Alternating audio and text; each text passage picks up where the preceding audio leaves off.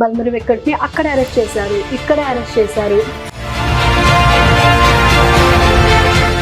అంటే ఎందుకు ఈ అరెస్ట్ జరుగుతున్నాయి? నుంచే గొంతుకల్ని ముందస్తు అరెస్టు చేసి వాళ్ళపైన అక్రమాలు పెట్టి వాళ్ళ గొంతుల్ని అణచివేసే ప్రయత్నం చేస్తూ టీఆర్ఎస్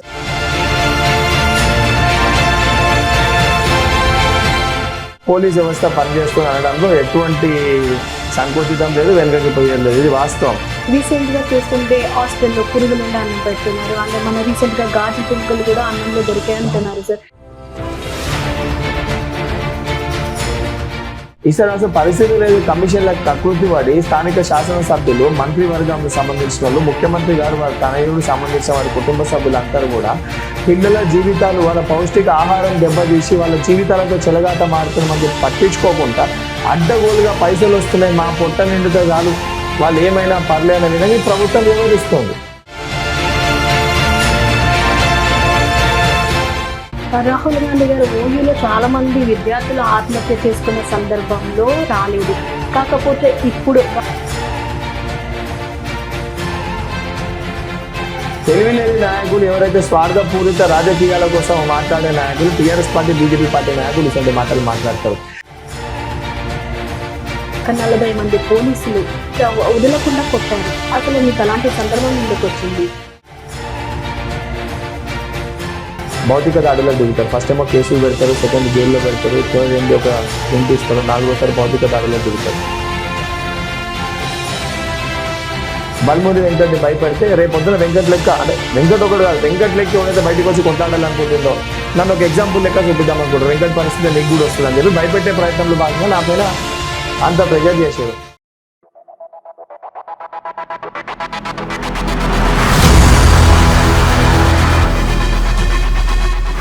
వెల్కమ్ టు అమ్మా న్యూస్. ప్రతి విద్యార్థికి నేనున్నా అని నిలబడిన మనిషి, ప్రతి విద్యార్థికి జీవనాడి అనే చెప్పొచ్చు. ప్రతి విద్యార్థికి ఎక్కడ ఏం జరిగినా సరే నేనున్నా అని విప్లవం సృష్టించే విప్లవకారుడు, ఒక యోధుడు.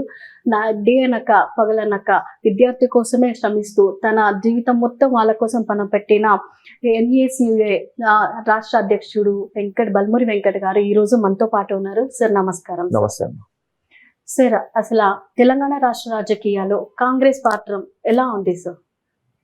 తెలంగాణ రాష్ట్ర రాజకీయాల్లో ఈరోజు ప్రజలు కోరుకుంటున్న పార్టీ కాంగ్రెస్ పార్టీ. ఏదైతే ప్రజలు కూడా రెండు పార్టీలు, అంటే కేంద్రంలో అధికారంలో ఉన్న బీజేపీ పార్టీ, రాష్ట్రంలో అధికారంలో ఉన్న టీఆర్ఎస్ పార్టీ, వాళ్ళ వ్యక్తిగత లాభాల కోసం పనిచేస్తారు. ప్రజల శ్రేయస్సు కోసము, ప్రజల సమస్యల పైన పోరాడతలేరు. ఎన్నికల సమయంలో ఏదైతే వాళ్ళు అడ్డగోలుగా సంపాదించుకున్న డబ్బుతోటి ఓట్లను కొనుక్కొని దండుకోవచ్చు, అంతే తప్ప కానీ మేము ఇచ్చిన హామీలను నెరవేర్చమనే విధంగా పరిస్థితులు ఉన్నాయి. ప్రజలు ఈరోజు కాంగ్రెస్ పార్టీని తిరిగి అధికారంలోకి రావాలి, మళ్ళీ కాంగ్రెస్ రాజ్యం రావాలని చెప్పి ప్రజలు కోరుకుంటారు. సార్, ఇప్పుడు ఏంటంటే ఎక్కడ ఏ సోషల్ మీడియాలో చూసినా బల్మురి వెంకట్ని అక్కడ అరెస్ట్ చేశారు, ఇక్కడ అరెస్ట్ చేశారు, అండ్ ఎక్కడ చూసినా సరే ప్రతి పేజ్లో, ప్రతి యూట్యూబ్లో, ప్రతి ఎక్కడ ఒక న్యూస్ పేపర్ ఓపెన్ చేసినా సరే బల్మురి వెంకట్ అక్కడ అరెస్ట్, ఇక్కడ అరెస్ట్, వెంకట్ అరెస్ట్ అంటున్నారు. అంటే ఎందుకు ఈ అరెస్ట్లు జరుగుతున్నాయి? అంటే మిమ్మల్ని పోలీసులు మీ మీద పగబట్టారా, లేదంటే ప్రతిపక్షాలు మీ మీద పగబట్టారా? ఇప్పుడు పోలీసు వ్యవస్థ అనేది ప్రతిపక్షాలకి కొమ్ము కాసే విధంగా కాకుండా వాస్తవాలకి ఏదైతే ప్రజలకి ఇబ్బంది కలిగించే అంశాలు ఏమన్నా ఉంటే వాళ్ళు ముందస్తు అరెస్టు కానీ, ఆపే ప్రయత్నం కానీ, కేసులు పెట్టే ప్రయత్నం చేయాలి. కానీ ఈరోజు చాలా దురదృష్టవశాతం తెలంగాణ రాష్ట్రం ఏర్పడ్డ తర్వాత పోలీస్ అధికారులు మొత్తం కూడా టీఆర్ఎస్ పార్టీ నాయకులకి కాపలా గాయనికో, లేకపోతే టీఆర్ఎస్ పార్టీ నాయకులకి బందోబస్తు చేయనీకో, లేకపోతే ముఖ్యమంత్రి గారు ఎక్కడైనా ప్రసంగానికి కానీ మీటింగ్ పెట్టడానికి వెళ్ళే ప్రయత్నంలో భాగంగా వారు కానీ, వారి తనయుడు కానీ ఇటువంటి ఎవరైతే ప్రశ్నించే గొంతుకల్ని ముందస్తు అరెస్టు చేసి వాళ్ళపైన అక్రమాలు పెట్టి వాళ్ళ గొంతుల్ని అణచివేసే ప్రయత్నం చేస్తూ టీఆర్ఎస్ పార్టీ కాడ మార్కులు కొట్టేసే ఒక ప్రయత్నంలో భాగంగా పోలీస్ వ్యవస్థ పనిచేస్తుంది అనడంలో ఎటువంటి సంకోచితం లేదు, వెనుకకి పోయేది లేదు. ఇది వాస్తవం. దాంట్లో భాగంగానే బల్మురి వెంకట్ అనే వ్యక్తి విద్యార్థుల సమస్యల పైన కేవలం బల్మురి వెంకట్ ప్రశ్నించడం కాకుండా అనేక సమస్యల పైన విద్యార్థులకి అండగా, తోడుగా, నీడగా వాళ్ళ సమస్య నా సమస్యలుగా భావించి వాళ్ళతో పాటు పయనించే క్రమంలో, వాళ్ళతో పాటు వెళ్లే క్రమంలో ఈ బల్మురి వెంకట్ని ఎక్కడైనా ముందే అరెస్ట్ చేసి సమస్య బయటికి రానియకుండా చేస్తే అసలు సమస్యనే ఉండదు కానీ అనే ఉద్దేశపూర్వకంగా ఈ అరెస్ట్ అనేటివి జరుగుతున్నాయి. ఇవి సర్వసాధారణ, ప్రతి విద్యార్థులు స్వయంగా చూస్తున్నారు కూడా. ఇవి కేవలం నేను కాదు, ఎక్కడ పోయినా కూడా, ఏడనో ప్రెస్ మీట్ పెట్టడానికి పోయినా, సిద్దిపేట ప్రెస్ మీట్ పెట్టడానికి పోతే అరెస్ట్ చేస్తారు, సమస్యలపైన సంబంధించి ఆడ హాస్టల్ సమస్య ఉందంటే ఇంటికి వెళ్ళి బయలుదేరదామని ఇంటి ముందు అరెస్ట్, ఇంటి కింద అరెస్ట్ చేస్తారు. తెలంగాణ విమోచన దినోత్సవం అని చెప్పి బీజేపీ పార్టీ వాళ్ళు, స్వాతంత్ర దినోత్సవం అని చెప్పి టీఆర్ఎస్ పార్టీ వాళ్ళు సెలబ్రేట్ చేసుకొని ఈ తెలంగాణకి స్వాతంత్రం విమోచనం అసలు దీనికోసం పోరాడి తెచ్చింది కాంగ్రెస్ పార్టీ. ఆ రోజు సర్దార్ వల్లభాయ్ పటేల్ గారు, జవహర్లాల్ నెహ్రూ గారు క్యాబినెట్ లో హోంమంత్రి లేకుండా ఆ రోజు కాంగ్రెస్ పార్టీ సాధించిన దానికి మేము తెచ్చిందని మేము సెలబ్రేట్ చేసుకున్నామని చెప్పితే ఆ రోజు కూడా నా ఇంటి కింద పోలీసులను పెట్టి అరెస్ట్ చేసి ముందస్తు అరెస్ట్ చేసే ప్రయత్నము ఈ యొక్క టీఆర్ఎస్ పార్టీ నాయకులు చేసిండ్రు. మరి వేరే ఇతర పార్టీలకు చేస్తలేరు. మరి నిజంగా వాస్తవానికి ఒకరిపైన ఒకరు విమర్శలు చేసుకునే ఈ రెండు పార్టీలు ఇద్దరు విచ్చలు వీడియో స్వేచ్ఛగా తిరగనిస్తారు. కానీ మమ్మల్ని ఎందుకు అరెస్ట్ చేసే ప్రయత్నం చేస్తున్నారు అంటే ప్రజల పక్షాన పోరాటం చేస్తున్నాం కాబట్టి అరెస్ట్ చేసే ప్రయత్నం చేస్తారు. సార్ ఇప్పుడు ఎక్కడ చూసిన విద్యార్థులకి అనేక సమస్యలు ఉన్నాయి సార్. ఇప్పుడు చెప్పాలంటే ఇప్పుడు IIIT అది మీకు తెలిసి ఉండొచ్చు, చాలా మంది విద్యార్థులు ప్రాణం కోల్పోతున్నారు. అండ్ రీసెంట్ గా చూస్తుంటే హాస్టల్లో పురుగులు ఉండే అన్నం పెడుతున్నారు. అండ్ మన రీసెంట్ గా గాజు పెంకులు కూడా అన్నంలో దొరికాయి అంటున్నారు సార్. ఇలాంటి వాటి మీద మీరు ఒక విద్యార్థి సంఘ అధ్యక్షుడిగా ఎలా పోరాడుతున్నారు? అంటే గత ఏ ప్రభుత్వాలు ఉన్నా, ఏ రాష్ట్రాల్లో ఏ ప్రభుత్వాలు ఉన్నా గతంలో ఏ విధంగా ఉంటుండే అంటే అకాడమిక్ ఇయర్ స్టార్ట్ అయ్యేటప్పుడు, అకాడమిక్ ఇయర్ స్టార్టింగ్ లో ఆ విద్యా వ్యవస్థ ప్రారంభించే ముందు ముఖ్యమంత్రి గారు దీనిపైన ఒక సమీక్ష సమావేశాలు పెడుతుండే. సంబంధించిన మంత్రివర్గులు కానీ శాసనసభ్యులు కానీ ఆ నియోజకవర్గ ప్రాంతాల్లో ఉన్న అన్ని హాస్టల్స్ లో అకాడమిక్ ఇయర్ స్టార్ట్ అయింది కాబట్టి మొదటి నెల కార్యక్రమంలో మీరు స్వయంగా పోయి మధ్యాహ్న భోజనం మీరు తిని చూడండి, అకస్మాత్తుగా మీరు పోయి దానిపైన మీరు ఏ రకంగా ఉన్నో పర్యవేక్షణ చేయండి అని చెప్పని ఆ రకం కార్యక్రమాలు గత ప్రభుత్వాలు చేపడితే ఏంటంటే ఈ కాంట్రాక్టర్లు కూడా ఒక భయం ఉంటుండే. అరే మంత్రి వచ్చి తింటది, ఎమ్మెల్యే వచ్చి తింటది, అవుతుందని కొన్ని భయభ్రాంతులకు. ఈసారి అసలు పరిస్థితి లేదు. కమిషన్లకు కకృతి పడి స్థానిక శాసనసభ్యులు, మంత్రివర్గంలో సంబంధించిన వాళ్ళు, ముఖ్యమంత్రి గారు, వారి తనయుడు సంబంధించిన వారి కుటుంబ సభ్యులందరూ కూడా పిల్లల జీవితాలు, వాళ్ళ పౌష్టిక ఆహారం దెబ్బతీసి వాళ్ళ జీవితాలతో చెలగాట మారుతున్నామని చెప్పి పట్టించుకోకుండా అడ్డగోలుగా పైసలు వస్తున్నాయి, మా పొట్ట నిండితే చాలు, వాళ్ళు ఏమైనా పర్లే అనే విధంగా ఈ ప్రభుత్వం వ్యవహరిస్తుంది. ఒకరోజు సంఘటన జరిగితే దాన్ని మనము యాక్సిడెంట్ అనుకోవచ్చు. ప్రతిరోజు సంఘటన జరిగితే జరిగిన జాగాలనే మళ్ళా జరిగితే ప్రభుత్వానికి చిత్తశుద్ధి లేదనడంలో దానికి వేరే ఇంకొక మాట ఏమొస్తుంది?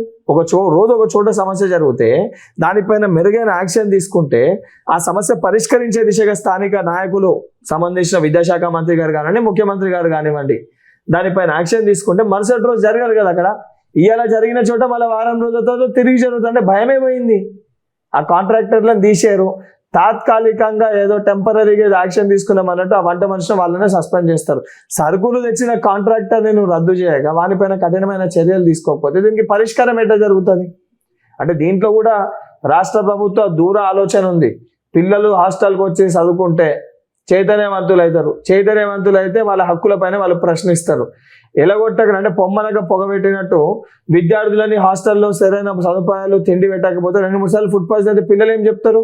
అరే బతుకుతే చాలు, ఈ చదువు లేకపోయినా పర్లే, ఇంటికి వచ్చి గొర్రెలో బర్రెలో కాసుకొని మన మాతో పాటు వ్యవసాయానికి నడవండి అని చెప్పని మళ్ళా కులవృత్తుల్ని ప్రోత్సహించే విధంగా కులవృత్తిని ప్రోత్సహించాలని చెప్పని ముఖ్యమంత్రి గారి యొక్క ధోరణి చాలా స్పష్టంగా ఈ హాస్టల్స్ లో జరుగుతున్న అవకతవకలు కానివ్వండి, ఫుడ్ పాయిజన్స్ లో ఇంటెన్షనల్ గా వీళ్ళు చేస్తున్నారు అనడంలో ఎటువంటి మనం వెనకకి ఆ మాట చాలా స్పష్టంగా వాళ్ళ వ్యవహార శైలిలో అర్థమవుతుంది మనకి. సార్ ఇప్పుడు ఏంటంటే రాహుల్ గాంధీ గారు ఓయూలో చాలా మంది విద్యార్థులు ఆత్మహత్య చేసుకున్న సందర్భంలో రాలేదు. కాకపోతే ఇప్పుడు భారత్ జోడో యాత్ర తోటి మన తెలంగాణకి వచ్చినారు. సో దీనిపైన మీరేమంటారు? అంటే ఒక విద్యార్థి నాయకుడిగా మీరేమంటారు? అప్పుడు రాని రాహుల్ గాంధీ ఇప్పుడు ఎందుకు వచ్చారు? అంటే ఇది పార్టీ కోసం వచ్చారా లేకపోతే దేనికోసం వచ్చారంటారు? ఇప్పుడు భారత్ జోడో యాత్ర అనేది కేవలం ఒక పార్టీకి సంబంధించిందో కాంగ్రెస్ పార్టీకి సంబంధించింది కాదు. రాహుల్ గాంధీ గారు చాలా స్పష్టంగా చెప్పారు. ఈ రోజు భారతదేశంలో ఈ పార్టీలు కూడా మతాల పరంగా, కులాల పరంగా, స్థానిక పార్టీలు కులాల పరంగా, కేంద్రీయ బీజేపీ పార్టీ మత పరంగా ప్రజల మధ్యలో అంటే ఇద్దరం కలిసి మాట్లాడుకుంటున్నాం, కానీ లోపల ఒకరిపైన ఒకరికి విద్వేషాన్ని రెచ్చగొట్టే ప్రయత్నం చేస్తారు. ఆ విద్వేషాన్ని ఏదైతే మీరు మా మధ్యలో ఉన్న గ్యాప్ని విరగొట్టే ప్రయత్నం చేస్తుండ్రో, ఈ వ్యక్తులందరూ కూడా కలిసి ఉండాలి, అందరం ఏకదాటిగా ఉండి ఒక కుటుంబ సభ్యులు లెక్క ఉండాలి, కుల మతాలకు అతీతంగా భారతదేశం అందరు కూడా సమిష్టిగా ఉండాలి, కట్టుదిట్టంగా గట్టిగా ఉండాలి, దగ్గరగా ఉండాలి, అందరం కలిసిమెలిసి ఉండాలని ఒక ఉద్దేశంతో ఈ యాత్రని ప్రారంభించడం జరిగింది. అండ్ మీరు అన్న ఏదైతే తెలంగాణ ఉద్యమ సమయంలో ఆత్మ బలిదానాలు జరిగిన రాహుల్ గాంధీ గారు ఉస్మానియా యూనివర్సిటీకి రాలే అంటే తెలివి లేని నాయకులు, ఎవరైతే స్వార్థపూరిత రాజకీయాల కోసం మాట్లాడే నాయకులు, టీఆర్ఎస్ పార్టీ బీజేపీ పార్టీ నాయకులు ఇటువంటి మాటలు మాట్లాడతారు.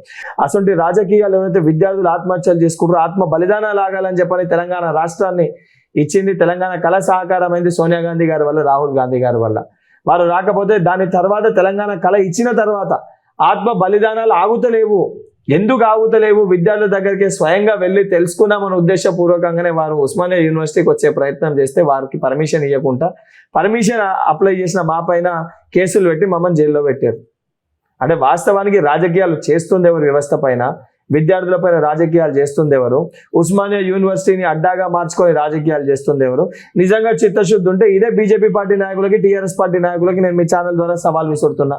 మీకు నిజంగా చిత్తశుద్ధి ఉంటే మీరు రండి, టీఆర్ఎస్ పార్టీ వాళ్ళు రండి, స్వయంగా విద్యార్థుల దగ్గరికి పోదాము, మీరు ఇచ్చిన హామీలు వాళ్ళకి నెరవేర్చిందో అడుగుదాము. విద్యార్థుల మధ్యలోనే వాళ్ళ సమక్షంలోనే మనం తెలుసుకున్నాం ఎవరు వాళ్ళ పక్షాన ఉన్నారు, ఎవరు విద్యార్థుల వ్యతిరేకంగా ఎవరిస్తున్నారు. ఈ పిచ్చి పిచ్చి మాటలని మాట్లాడి ఆ రోజు రాజకీయ పబ్బం గడుపుకోనికి మా నాయకుని పైన ఆరోపణలు చేస్తుడు తప్ప ఇందులో ఎటువంటి నిజాలు లేవు. సరే, ఇప్పుడు తెలంగాణకి రాహుల్ గాంధీ గారు వచ్చారు, ప్రియాంక గాంధీ గారు కూడా రాబోతున్నారని వింటున్నాం. అంటే వీళ్ళందరూ రాకతోటి తెలంగాణ రాష్ట్రంలో కాంగ్రెస్ అనేది గెలుస్తుంది అంటారా, లేకపోతే ఓడిపోతుంది అంటారా? అంటే కాంగ్రెస్ అంటే కేవలము కాంగ్రెస్ పార్టీ కార్యకర్తలు కాదు, ప్రజలకు ఎక్కడ సమస్యలు ఉన్నా ఆ సమస్యలు పరిష్కరించేది దిశగా పనిచేసేదే కాంగ్రెస్. మనందరిలో కాంగ్రెస్ ఉంది, స్వాతంత్రం తెచ్చిన పార్టీ. అండ్ రాహుల్ గాంధీ గారు, ప్రియాంక గాంధీ గారు వీళ్ళ లెక్క టూరిస్ట్లో లేకపోతే అమిత్ షా లెక్క వాళ్ళ సొంత ప్రాంతంకి వెళ్ళి తడిపారు చేసి బయటికి వెళ్ళగొట్టారు కాదు. వాళ్ళు దేశం కోసము, భారతదేశం కోసం వాళ్ళ కుటుంబాలు త్యాగాలు చేశారు. వాళ్ళ కుటుంబంలో వాళ్ళ నాయనమ్మ చనిపోయినారు, వాళ్ళ తండ్రి చనిపోయినారు. సోనియా గాంధీ గారు వాళ్ళ పూర్తి జీవితాన్ని మన భారతదేశానికి అంకితం చేశారు. ప్రధానమంత్రి అయ్యే అవకాశం ఉన్నా కానీ, ప్రధానమంత్రి అయ్యే అవకాశం తనకున్నా కానీ తన పదవిని కూడా త్యాగం చేశారు. అంటే గాంధీ సిద్ధాంతాలని ఫాలో అయ్యారు. అసలు ఒక కుటుంబము ఈరోజు తెలంగాణ పరిస్థితులలో, విద్యార్థుల పరిస్థితులు, ప్రజల పరిస్థితులు అయోమయ గోచర స్థితిలో ఉన్నాయి. ఈ నాయకులు సెంటిమెంట్ ఎమోషన్స్ తోటి రాజకీయాలు ఆడుకుంటూ ఇద్దరు కూడా ఒకరిపైన ఒకరు వ్యక్తిగత ఆరోపణలు చేసుకుంటూ ఎవరు కూడా ఏం పని చేస్తలేరు అనే ఉద్దేశంతో వీళ్ళకు ఒక ధైర్యాన్ని ఇవ్వడానికి, వీళ్ళకి తోడుగా మేమున్నాము, కాంగ్రెస్ పార్టీ మీకు అండగా ఉంది, గాంధీ కుటుంబం మీకు అండగా ఉండి మేమందరం మీ సమస్యలు పరిష్కరింపజేస్తాం, రేపు పొద్దున మన ప్రజల పార్టీ అధికారంలోకి వస్తుంది, అంటే కాంగ్రెస్ పార్టీ అధికారంలోకి వస్తుంది, ఒక ధైర్యాన్ని ఇవ్వడానికి వాళ్ళు వస్తుండ్రు. రాజకీయాలు చేయనీకి వస్తలేరే. నరేంద్ర మోడీ గారు వచ్చారు, సభ పెట్టిపోయినరు. ఎక్కడ? హైదరాబాద్ పరేడ్ గ్రౌండ్లో సభ పెట్టిపోయారు. సభ పెట్టిపోయిన మరుసటి రోజు మళ్ళీ గ్యాస్ సిలిండర్ ధర పెంచారు. నరేంద్ర మోడీ గారు హైదరాబాద్ వచ్చి సభ పెట్టిపోయిన మరుసటి దినము గ్యాస్ సిలిండర్ ధర పెంచారు. ఇదే రాహుల్ గాంధీ గారు వరంగల్ సభకు వచ్చారు, రైతులకు ఒక భరోసా ఇచ్చారు. కాంగ్రెస్ పార్టీ అధికారంలోకి వస్తే 2 లక్షల రైతులకు రుణమాఫీ చేస్తా అన్నారు. ఏ పంటకు ఎంత ఇస్తా అని చెప్పి హామీ ఇవ్వడం జరిగింది. మోడీ గారు వచ్చి హామీ ఇచ్చింది ఏంది? సెంటిమెంట్స్ ఎమోషన్స్ తోటి మీరు వచ్చి ఇద్దరి మధ్యలో కొట్లాడబెట్టి ప్రయత్నం చేసే, హిందువుల ముస్లింల మధ్యలో కొట్లాడబెట్టి విభజించి పాలించే ప్రయత్నం చేసి ఓట్ల కోసం రాజకీయం చేసింది ఎవరు? రేపు పొద్దున అధికారంలోకి వస్తే ప్రజలకి మేలు చేసే దిశగా వాగ్దానం చేసింది ఎవరు? పార్టీ చేసిన మీటింగ్ల ప్రస్తావన, మా ప్రసంగాన్ని బట్టి అర్థమవుతుంది ఏ పార్టీ ఏ దిశగా పనిచేస్తుందో. ఇప్పుడు వెంకట్ గారు ఏంటంటే బీజేపీకి టీఆర్ఎస్ ప్రత్యామ్నాయం అంటున్నారు. ఇందులో అంటే ఒకరికొకరు కొట్టుకుంటున్నారు, తిట్టుకుంటున్నారు, అండ్ పార్టీలు కూడా మారుతున్నారు. సో ఇలా ఉండగా మరి కాంగ్రెస్ పరిస్థితి ఏంటి? ఇక్కడ కాంగ్రెస్ ఎలా పనిచేస్తుంది? కాంగ్రెస్ లో కూడా అనేక మంది ఇప్పుడు ప్రబలమైన నాయకులు ఎవరైతే ఉన్నారో వాళ్ళందరూ బీజేపీకి వెళ్ళిపోతున్నారు. సో ఎందుకంటారు? అంటే ఇక్కడ కాంగ్రెస్ వాళ్ళు ఎందుకు బలిష్టలైన అదే లీడర్స్ ని నిలబెట్టుకోలేకపోతున్నారు? ఉదాహరణకి రాజశేఖర రెడ్డి గారు ముఖ్యమంత్రి అయిన రోజు, ఇప్పుడే మీరు చెప్తున్న నాయకులు ఎవరైతే ఉన్నారో కాంగ్రెస్ పార్టీలో, వీళ్ళందరూ ఆ రోజు ఎవరు కూడా పేరు లేరు. రాజశేఖర రెడ్డి గారు ముఖ్యమంత్రి అయినప్పుడు రాజశేఖర రెడ్డి గారు వీళ్ళందరినీ లీడర్ లేక తీర్చిదిద్దారు. ఇది వాస్తవం, ఇది నగ్న సత్యం, ఇది అందరికీ తెలిసిన విషయమే. అసొంటిది ఈ రోజు కాంగ్రెస్ పార్టీ నాయకులు పార్టీ విడిచిపోతారు అంటే కొంతమంది వాళ్ళ వ్యక్తిగత లాభాల కోసము, సొంత లాభాల కోసము, వాళ్ళ ప్రయోజనాల కోసము, వాళ్ళ కుటుంబ బాగోగుల కోసము, కాంట్రాక్ట్ డబ్బుల కోసము ఒకరిద్దరు పార్టీని ఇడిచిపెట్టిపోయిన వాళ్ళు ఇద్దరు అంటే కాంగ్రెస్ పార్టీలోకి చేరిన వాళ్ళు 8 మంది ఉన్నారు. ఇడిచిపెట్టిపోయిన ఇద్దరు గురించి మాట్లాడుతూ తప్ప కాంగ్రెస్ పార్టీ సిద్ధాంతాలు నచ్చి ఇదే బీజేపీ పార్టీ, టీఆర్ఎస్ పార్టీకి వెళ్ళి చేరిన 8 మంది ఉన్నారు. వాళ్ళ గురించి ఎందుకు మాట్లాడతలేరు? ఇద్దరు పోతేనే బలహీనమైతే మరి 8 మంది చేరితే బలపడదా? ఇప్పుడు మేము బలపడ్డట, బలహీనపడ్డట. కేవలం ఏంటంటే ఒకటేసారి పోయిన ఇద్దరినే పదే ఏవైతే టీఆర్ఎస్ పార్టీ, బీజేపీ పార్టీకి తొత్తులుగా పనిచేస్తున్న కొన్ని ఛానళ్ళు ఉన్నాయో, వాళ్ళకి భజన కొట్టే కొన్ని ఛానళ్ళు ఉన్నాయో, ఉద్దేశపూర్వకంగా ఆ ఛానళ్లలో ఈ పోయిందే చూపించి వచ్చింది దాచిపెట్టే ఒక ప్రయత్నం చేస్తారు. కానీ ప్రజలు నిర్ణయం తీసుకోరు. ప్రజలు నిర్ణయం తీసుకున్నాక నాయకులతో సంబంధం లేదు. కాంగ్రెస్ పార్టీలో నాయకులు ఎవరంటే కాంగ్రెస్ పార్టీ కార్యకర్తలు, కాంగ్రెస్ పార్టీ ఓటర్లు, ప్రజలే కాంగ్రెస్ పార్టీ నాయకులు. ప్రజల పార్టీ ఇది ఒక వ్యక్తికి సంబంధించిన వీళ్ళకి టీఆర్ఎస్ పార్టీ ప్రాంతీయ పార్టీ కాదు మాది. ఈ రోజు కల్వకుంట్ల చంద్రశేఖరరావు గారు పోతే రేపు పొద్దున టీఆర్ఎస్ పార్టీలో 4 ముక్కలు లెక్క విడిపోతుంది. కాంగ్రెస్ పార్టీ అట్లా కాదు. కాంగ్రెస్ పార్టీ అనేది రేపు పొద్దున సముద్రంలో నీళ్ళు ఎప్పుడైనా అయిపోతాయా? ఒక జంపు తీసి నీళ్లు బయట వేసినా మాది సముద్రం వంటిది, వాళ్ళవన్నీ పిల్ల కాలువలు. ఆ పిల్ల కాలువలు ఎండిపోతాయి. అండ్ బీజేపీ పార్టీ ప్రత్యామ్నాయం అని చెప్పని వాళ్ళు వ్యక్తిగతంగా వాళ్ళు అనుకుంటారు. నిజంగా మీరు ప్రత్యామ్నాయం అని చెప్పి మీరు భావిస్తే బీజేపీ పార్టీ నాయకులకు కూడా, స్థానిక నాయకులకు కూడా ఎవడన్నా అధికారంలో ఉన్న, కేంద్రంలో అధికారంలో ఉన్న నాయకులు పాదయాత్ర చేసుడు ఎక్కడిది? కేంద్రంలో అధికారం ఉన్న నాయకులు ఈ హామీలు ఇచ్చినాము. ఫర్ ఎగ్జాంపుల్ ఉదాహరణకి టీఆర్ఎస్ పార్టీ 2 లక్షల ఉద్యోగాలు ఇస్తా అన్నది ఇయ్యలేదు. మేము 2 కోట్ల ఉద్యోగాలు ఇస్తాను మీరు కూడా చెప్పారు కదా నాయన. మీరు చెప్పిన ఉద్యోగాలు ఏమైతే 2 కోట్ల ఉద్యోగాలు మీరు ఇయ్యి ఇచ్చి మీరు చెప్పుర్రి. సరే 2 లక్షల ఏకకాలంలో రుణమాఫీ వీళ్ళు చేస్తలేరు, కేంద్ర నిధులతో మీరు రుణమాఫీ చేయండి. వాళ్ళు సంబంధించి వాళ్ళు డబుల్ బెడ్రూమ్ ఇల్లు కట్టిస్తాను, లేకపోతే మీ యోచనలు కూడా ఉంటాయి కదా, మీ సెంట్రల్ గవర్నమెంట్ స్కీమ్లు ఉంటాయి కదా, దాంతో మీరు 1 లక్ష మందికి ఇల్లు కట్టించి మీరు చూపిర్రి, మీరు కట్టియాలి మేము కొట్టించినామని. వీడు చేస్తలేని మీరు చేస్తారు, 2 దొంగలే. టీఆర్ఎస్ పార్టీ వాడు బీజేపీ పార్టీ దొంగ అని అంటాడు, వాస్తవమే. బీజేపీ పార్టీ వాడు టీఆర్ఎస్ పార్టీ దొంగ అని అంటారు, వాస్తవమే. ఎక్కడ కూడా కాంగ్రెస్ పార్టీని తప్పు పడతలేరు కదా. ఇక్కడ వాస్తవం మీకు అర్థమవుతుంది. 2 దొంగలు వాళ్ళ బట్టబయలు వాళ్ళు బయట పెట్టుకోరు, 2 దొంగలని వాళ్ళు ఇచ్చే వాళ్ళు చెప్పుకోరు, అది వాస్తవాలే. కాంగ్రెస్ పార్టీ ఏం తప్పు లేదు కాబట్టి, కాంగ్రెస్ పార్టీని ఈ రకంగా విమర్శించలేకపోతారు కాబట్టి, ప్రజలు కూడా కాంగ్రెస్ పార్టీని స్వాగతిస్తారు కాబట్టి, ఈ రకమైన ఇద్దరు కలిసి కేడీ మోడీ ఇద్దరు కలిసి కూడా పొలిటికల్ డ్రామా ఆడుతున్నారు తెలంగాణలో. అమిత్ షా గారు ఎందుకు హైదరాబాద్ కు వస్తున్నారు ఆయనకే తెలియదని చెప్పులు మైపించుకోవడానికి బండి సంజయ్ గారితో మీ వాళ్ళు విమర్శలు చేస్తున్నారు. ఎందుకంటారు ఆ విమర్శలు ఎందుకు చేస్తున్నారు? నువ్వు ఇప్పుడు నీకు 4 పార్లమెంట్ సభ్యులు ఉన్నారు, 3 ఎమ్మెల్యేలు ఉన్నారు, స్థానికంగా అసెంబ్లీలను మాట్లాడనీకుంది, పార్లమెంట్లను మాట్లాడనీకుంది. నువ్వు కేంద్ర మంత్రివి. అనేక సమస్యలున్నాయి భారతదేశంలో. అటు అరుణాచల్ ప్రదేశ్లో చైనా లోపలికి వస్తుందని చెప్పి మనం అనేక కథనాలు చూస్తున్నాము. జమ్మూ కాశ్మీర్లో ఆ పరిస్థితులు ఇప్పటి కూడా చేతుల్లోకి రాలే, ఇంకా కూడా ఆడ హిందూ పండితులను చంపుతున్నారని మన అనేక కథనాలు బయటికి రానియకుండా అణచివేసే ప్రయత్నం చేస్తారు. మన భారతదేశ రక్షణకి సంబంధించిన అనేక అంశాలు ఉన్నాయి.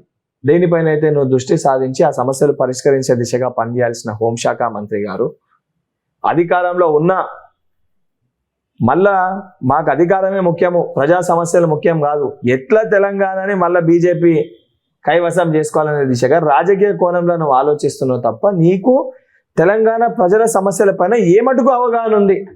ఆయన ఏ ప్రసంగంలో తెలంగాణ సమస్యలపైన మాట్లాడిండు? మొన్న కూడా ఏవైతున్నాయో సెప్టెంబర్ 17వ తారీఖు సెలబ్రేట్ చేసుకోనికి మనకి స్వాతంత్రం వచ్చినప్పుడే గుజరాత్లో జూనాగఢ్ కూడా వచ్చింది స్వాతంత్రం. అది ఆయన ప్రాంతంలోనే ఉంది, ఆయన పుట్టి పెరిగిన అదే గుజరాత్ రాష్ట్రంలో ఉంది. మరి అక్కడ ఎందుకు ఉత్సవాలు సెలబ్రేట్ చేయలే? ఆడ కూడా చేయాలి కదా అధికారికంగా. లేకపోతే ప్రధానమంత్రి గారు మోడీ గారు అఫీషియల్గా జూనాగఢ్కి దీనికి అఫీషియల్గా చేస్తున్నామని ప్రకటన చేయాలి. కానీ అది ఇడిచిపెట్టి నువ్వు ఇక్కడ వచ్చి నువ్వు ఉత్సవాలు చేస్తున్నావు అంటే రాజకీయ లబ్ధి కోసమే కదా. మేము అనేది అదే, రాజకీయ లబ్ధి కోసం పని చేయొద్దు అధికారంలో ఉన్న పార్టీలు. మీరు ఆల్రెడీ అధికారంలో ఉన్నారు. ప్రజల సమస్యలపైన మీరు ఇచ్చిన హామీలపైన మీరు పనిచేసి ప్రజల ఓట్లు వేసుకునే ఒక ప్రయత్నం చేయాలి తప్ప మభ్యపెట్టి ప్రలోభాలకు చేసి ఇంకెన్ని పెడతారు? ఇప్పుడు ప్రతి ఖాతాలో 10 లక్షలు ఇస్తాను మోడీ గారు చెప్పారు. ఇప్పుడు 10 లక్షలు లేక మళ్ళీ వచ్చే ఎన్నికల్లో 30 లక్షలు ఇస్తాంటే నమ్ముతారా? అధికారంలో ఉన్న వాళ్ళు ధర్నాలు చేసుడు ఎక్కడిది, ఆరోపణలు చేసుడు ఎక్కడిది? ఇవన్నీ ఇద్దరికి అసలు ఆ హక్కే లేదు మాట్లాడేది. ఇద్దరు ఆ సమస్యలపైన పరిష్కరింపజేసి వాళ్ళు మాట్లాడాలి. ఆ సమస్యలు పరిష్కరింపజేయకుండా ఈ రకమైన ఆరోపణలు చేస్తే రేపు పొద్దున సివిల్ వార్ మొదలవుతుంది, ప్రజలు తిరుగుబాటు చేస్తారు, దాడి చేస్తారు, కొడతారు. అటువంటి పరిస్థితులు తెలంగాణ లేవనెత్తుతాయి, బయటికి వస్తాయి. ఇంకా మునుగుడు రాజకీయంలోకి వస్తే ఇప్పుడు ఆ ఒకరికి హోరాహోరీగా మారింది అక్కడ. సో మునుగుడు రాజకీయంలో కాంగ్రెస్ పాత్ర ఎలా ఉండబోతుంది? కాంగ్రెస్ గెలుస్తుంది అంటారు అక్కడ? తప్పకుండా మునుగోడులో కాంగ్రెస్ పార్టీ గెలవాల్సిన అవసరం ఈరోజు ప్రజాస్వామ్యం బతకాలంటే మునుగోడులో కాంగ్రెస్ పార్టీ గెలవాలి. ఎందుకనంటే ఆ ఎన్నికల్లో నిలబడ్డప్పుడు సాధారణమైన ఎన్నికలు అనేటి వస్తే అది వేరే. అంటే ఒక వ్యక్తి చనిపోయినప్పుడు బై ఎలక్షన్ రావడం అనేది సర్వసాధారణం. కానీ ఇంటెన్షనల్గా ప్రజల తీర్పుని తిరస్కరించి, అంటే ప్రజలు మేనిఫెస్టో ఎలక్షన్స్ అనేటప్పుడు ప్రతి పార్టీ మేనిఫెస్టో చూసి ప్రతి పార్టీ సిద్ధాంతాలు చూసి ఒక వ్యక్తిని గెలిపిస్తారు. ఆ రకంగా కాంగ్రెస్ పార్టీ గుర్తుపైన రాజగోపాల్ రెడ్డి గారిని 5 సంవత్సరాలు నువ్వు శాసనసభ్యుని లెక్క మా ప్రాంతానికి ప్రాతినిధ్యం వహించు, మా సమస్యల పైన పోరాడి మాకు నిధులు తీసుకురా, అభివృద్ధి కార్యక్రమాలు చేపట్టాలని చెప్పి అక్కడ ఉన్న ప్రజలు ఆయనని గెలిపించారు. ఆ ప్రజా తీర్పుని తిరస్కరించే విధంగా, ఆ ప్రజా తీర్పుకి వ్యతిరేకంగా పిచ్చి పిచ్చి ఆరోపణలు చేసుకుంటూ, లేదు నేను అభివృద్ధి కోసము రాజీనామా చేసిన అని చెప్పి నీ వ్యక్తిగత లాభాల కోసం ఒక 20,000 కోట్ల కాంట్రాక్టులు తీసుకొని నువ్వు రాజీనామా చేసి మునుగోడు ఉప ఎన్నిక వచ్చింది. వచ్చిన మునుగోడు ఉప ఎన్నికల్లో, ఎందుకంటే పోయిన సంవత్సరం ఇదే సమయంలో హుజురాబాద్లో ఉప ఎన్నిక ఉండే, నేను అక్కడ కాంగ్రెస్ పార్టీ అంటే ఎమ్మెల్యేగా నేను పోటీ చేసిన ఎమ్మెల్యే అభ్యర్థి లెక్క. ఈ రెండు పార్టీలు కూడా ఏం చేస్తాయంటే అక్కడ కూడా ఇదే చేసినాయి. సమస్యల పైన కాకుండా ఇద్దరి మధ్యలో హోరీ అని చెప్పి డబ్బుని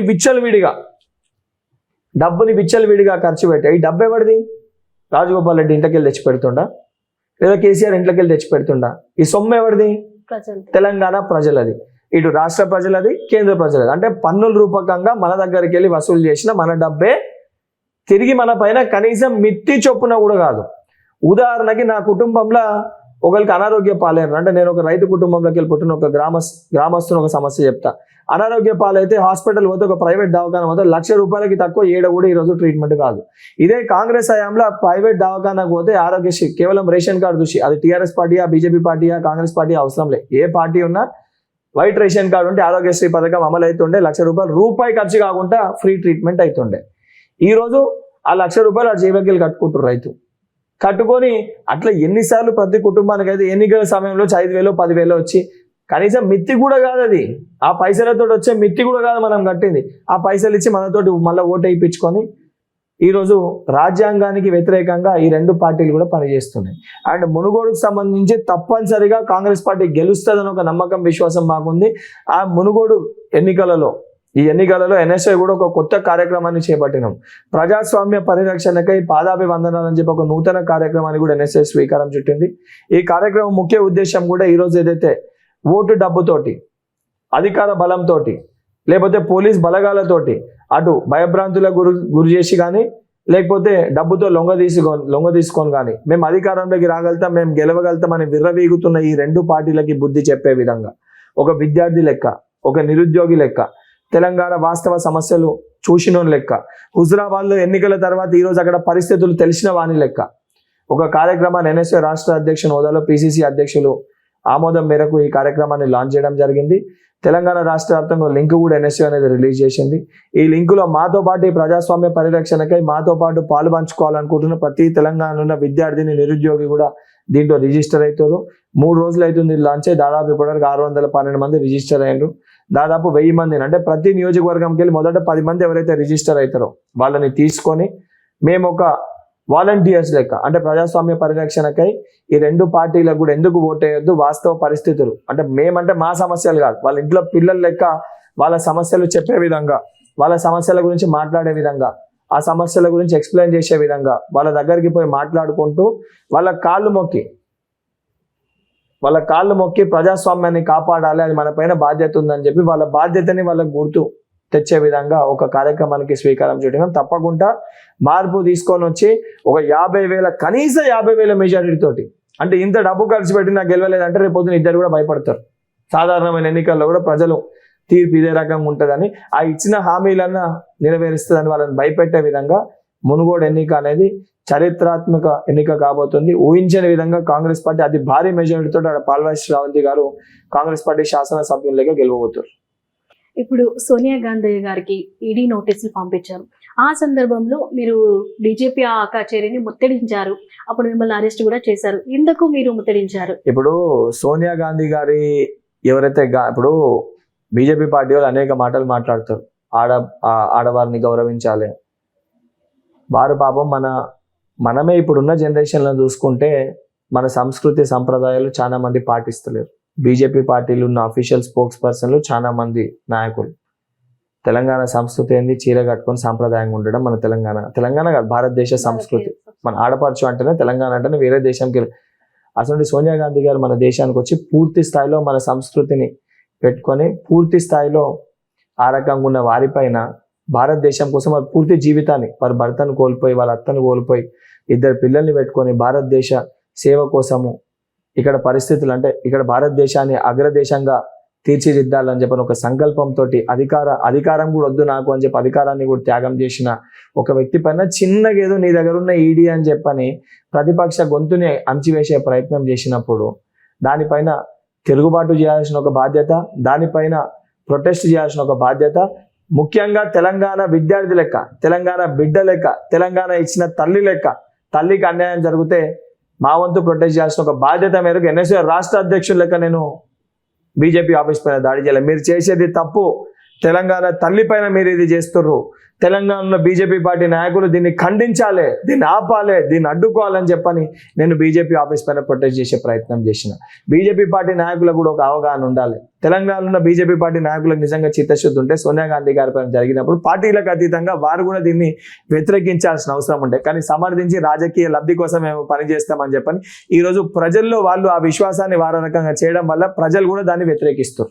ఇప్పుడు వెంకట్ గారిని ఒక 40 మంది పోలీసులు అసలు అంటే వదలకుండా కొట్టారు. ఆ సందర్భం ఎందుకు వచ్చింది? మీరు చాలా సఫర్ అయిన సిచ్యువేషన్స్ మేము వీడియోలో చూసాము, బయట చూసాము. అసలు మీకు అలాంటి సందర్భం ఎందుకు వచ్చింది? భౌతిక దాడులకు దిగుతారు. ఫస్ట్ ఏమో కేసులు పెడతారు, సెకండ్ జైల్లో పెడతారు, థర్డ్ ఏంది ఒక హింట్ ఇస్తారు, 4వసారి భౌతిక దాడులకు దిగుతారు. బల్మూరి వెంకట్ భయపడితే రేపొద్దున వెంకట్ లెక్క, అంటే వెంకట్ ఒకటి కాదు, వెంకట్ లెక్క ఎవడైతే బయటకు వచ్చి కొట్లాడాలనుకుంటుండో నన్ను ఒక ఎగ్జాంపుల్ లెక్క చూపిద్దాం అనుకుంటారు. వెంకట్ పరిస్థితి మీకు కూడా వస్తుంది అని చెప్పి భయపెట్టే ప్రయత్నంలో భాగంగా నా పైన అంత ప్రెషర్ చేశారు. కాకపోతే వాళ్ళు మర్చిపోయింది ఏంటంటే ఆ విషయం నాకు కూడా తెలుసు. నేను భయపడితే నన్ను చూసి ఇంకో 10 మంది రాదు. సో వాళ్ళని ఎన్ని చేసినా భయపడకుండా ఒక విద్యార్థి ఏ రకంగా పోరాడగలుగుతాడని నేను విద్యార్థులకు చూపించాలనుకుంటున్నాను. అదే విధంగా అదే స్పిరిట్ తోటి అదే దాంతో ఈ రోజు కూడా ఫైట్ చేస్తా కూడా ఇక మీదట కూడా చేస్తా. తెలంగాణ ఏ కళతోటి మనం తెలంగాణ రాష్ట్రాన్ని తెచ్చుకున్నాము, ఏ ఆశయాలతోటి తెలంగాణ కోసం ప్రతి విద్యార్థి తెలంగాణ పౌరుడు పాటుపడ్డాడో ఆ తెలంగాణ సాధించే వరకు బల్మూరి వెంకట అనేవాడు ఇదే విధంగా పోరాటం చేస్తాడు. వెంకట్ గారి మీద గాడిదని దొంగతనం కేసు కూడా వేశారు. సో దీనికి మీరేమంటారు? అంటే ప్రజాస్వామ్యంలో మన వ్యక్తిగత అభిప్రాయం చెప్పే ఒక స్వేచ్ఛ ప్రతి ఒక్క వ్యక్తికి ప్రతి ఒక్క పౌరునికి ఉంటుంది. తెలంగాణ సమయంలో కూడా ప్రొటెస్ట్ చేసినప్పుడు మన ఇతర పార్టీ నాయకుల పైన కూడా ఇది మనం ప్రొటెస్ట్ చేసే ఒక విధానం. ఒక్కొక్కరు ఒక్కో రకంగా గాడిద పైన, ఎందుకంటే గాడిద లెక్కుంది మీ వ్యవహారము, సమస్యలు మీరు పట్టించుకుంటలేరు కానీ మీ బర్త్డే వేడుకలు చేసుకుంటారు.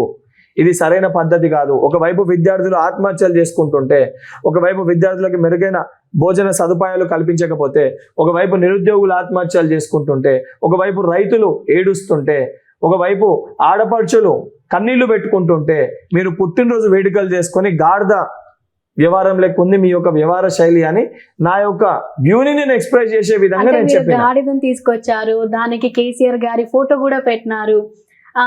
మీకు అదే చెప్తున్నా. నేను ఆ రకంగా నాకున్న ప్రొటెస్ట్, నాకున్న నా వే ఆఫ్ ఎక్స్ప్రెషన్ నేను ఎక్స్ప్రెస్ చేయగలిగిన. నేను ఎక్స్ప్రెస్ చేయలేకపోయినా. నేను గాడిదనేమి బలవంతంగా ఎత్తుకొని రాలే, లేదా గాడిద నేను దొంగతనం చేసాను గాడిద పోయిందని వాడు కంప్లైంట్ పెట్టలేదు. ఇంటెన్షనల్ గా సొమోటోగా గాడిద ఎవరిదో తెలియదు, ఆ గాడిద ఎక్కడుందో తెలియదు, ఆ గాడిద ఏడికెళ్ళి తెచ్చినాం తెలియదు.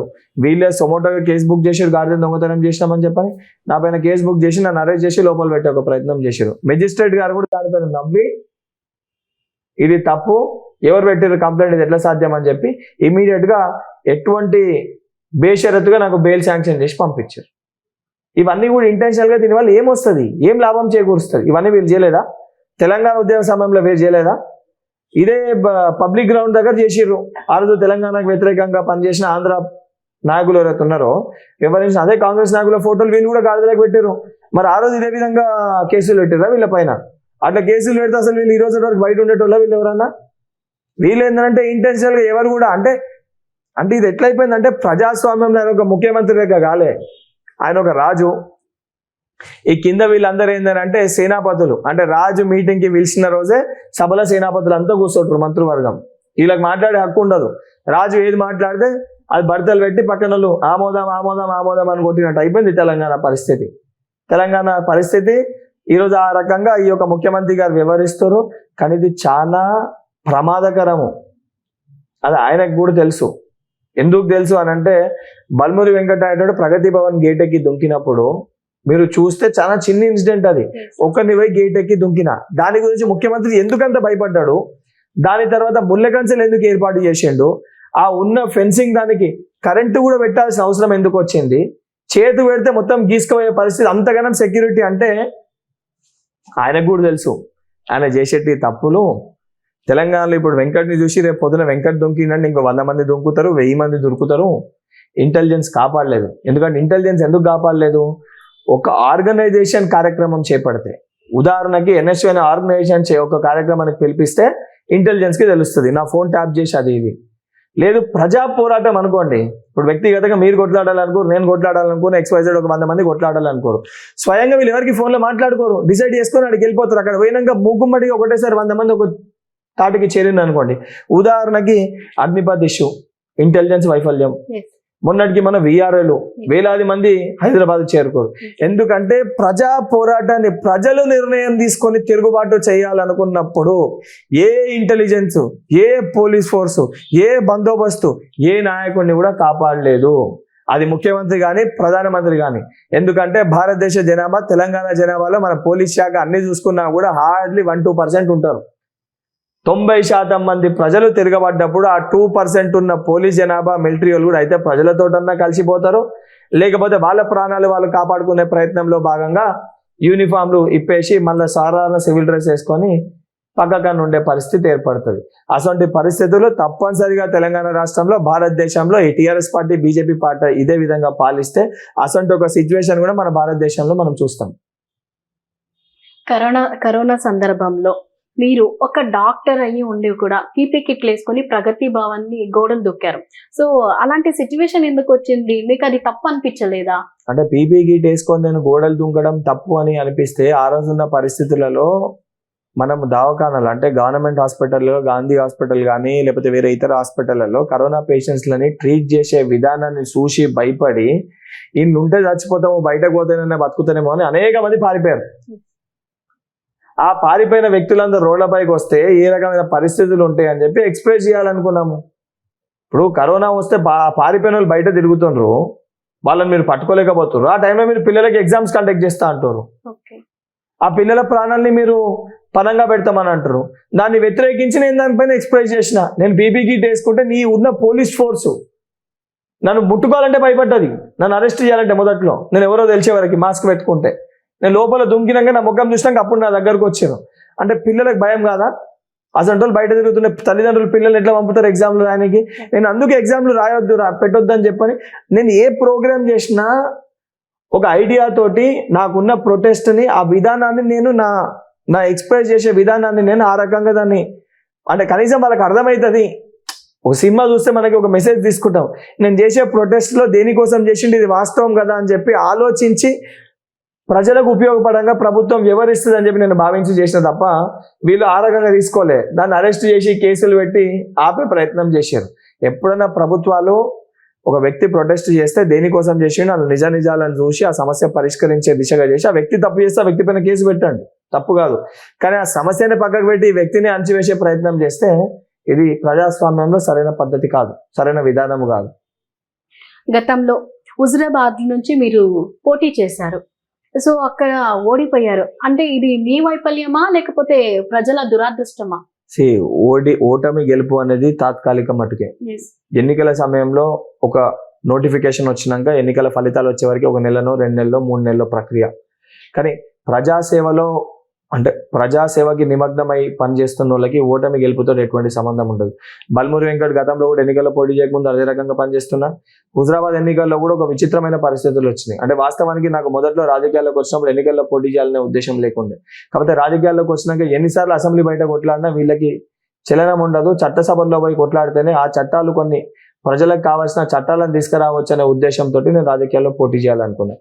అండ్ హుజరాబాద్ ఎన్నికలు ఎందుకంటే 2 పార్టీలు కూడా హేమీగా డబ్బు బలంతో, మేము ప్రలోభాలతోటి, భయభ్రాంతులతోటి మేము ఎన్నికలు గెలవగలుగుతామని చెప్పి ఇద్దరు విచ్చలవిడిగా డబ్బులు ఖర్చు పెడుతున్న ఈ ఎన్నికల్లో ఇద్దరిని పోయి ఓడిస్తే, ఇద్దరికి పోయి బుద్ధి చెప్తే ఇద్దరిని కూడా భయపడే ఒక పరిస్థితి ఉంటుంది. ఇది రైట్ ప్లాట్ఫామ్ అనే ఉద్దేశంతో అదే సమయంలో కాంగ్రెస్ పార్టీ కూడా బల్మూరి వెంకట్ ప్రజల పక్షాన పోరాటం చేస్తుండు. ప్రజలు బల్మూరి వెంకట్ని గెలిపిస్తారని ఒక నమ్మకం, విశ్వాసంతో ఉన్న 12 రోజుల సమయంలో వీడైతేనే కరెక్ట్ అనే ఉద్దేశంతో నాకు టికెట్ ఇచ్చారు.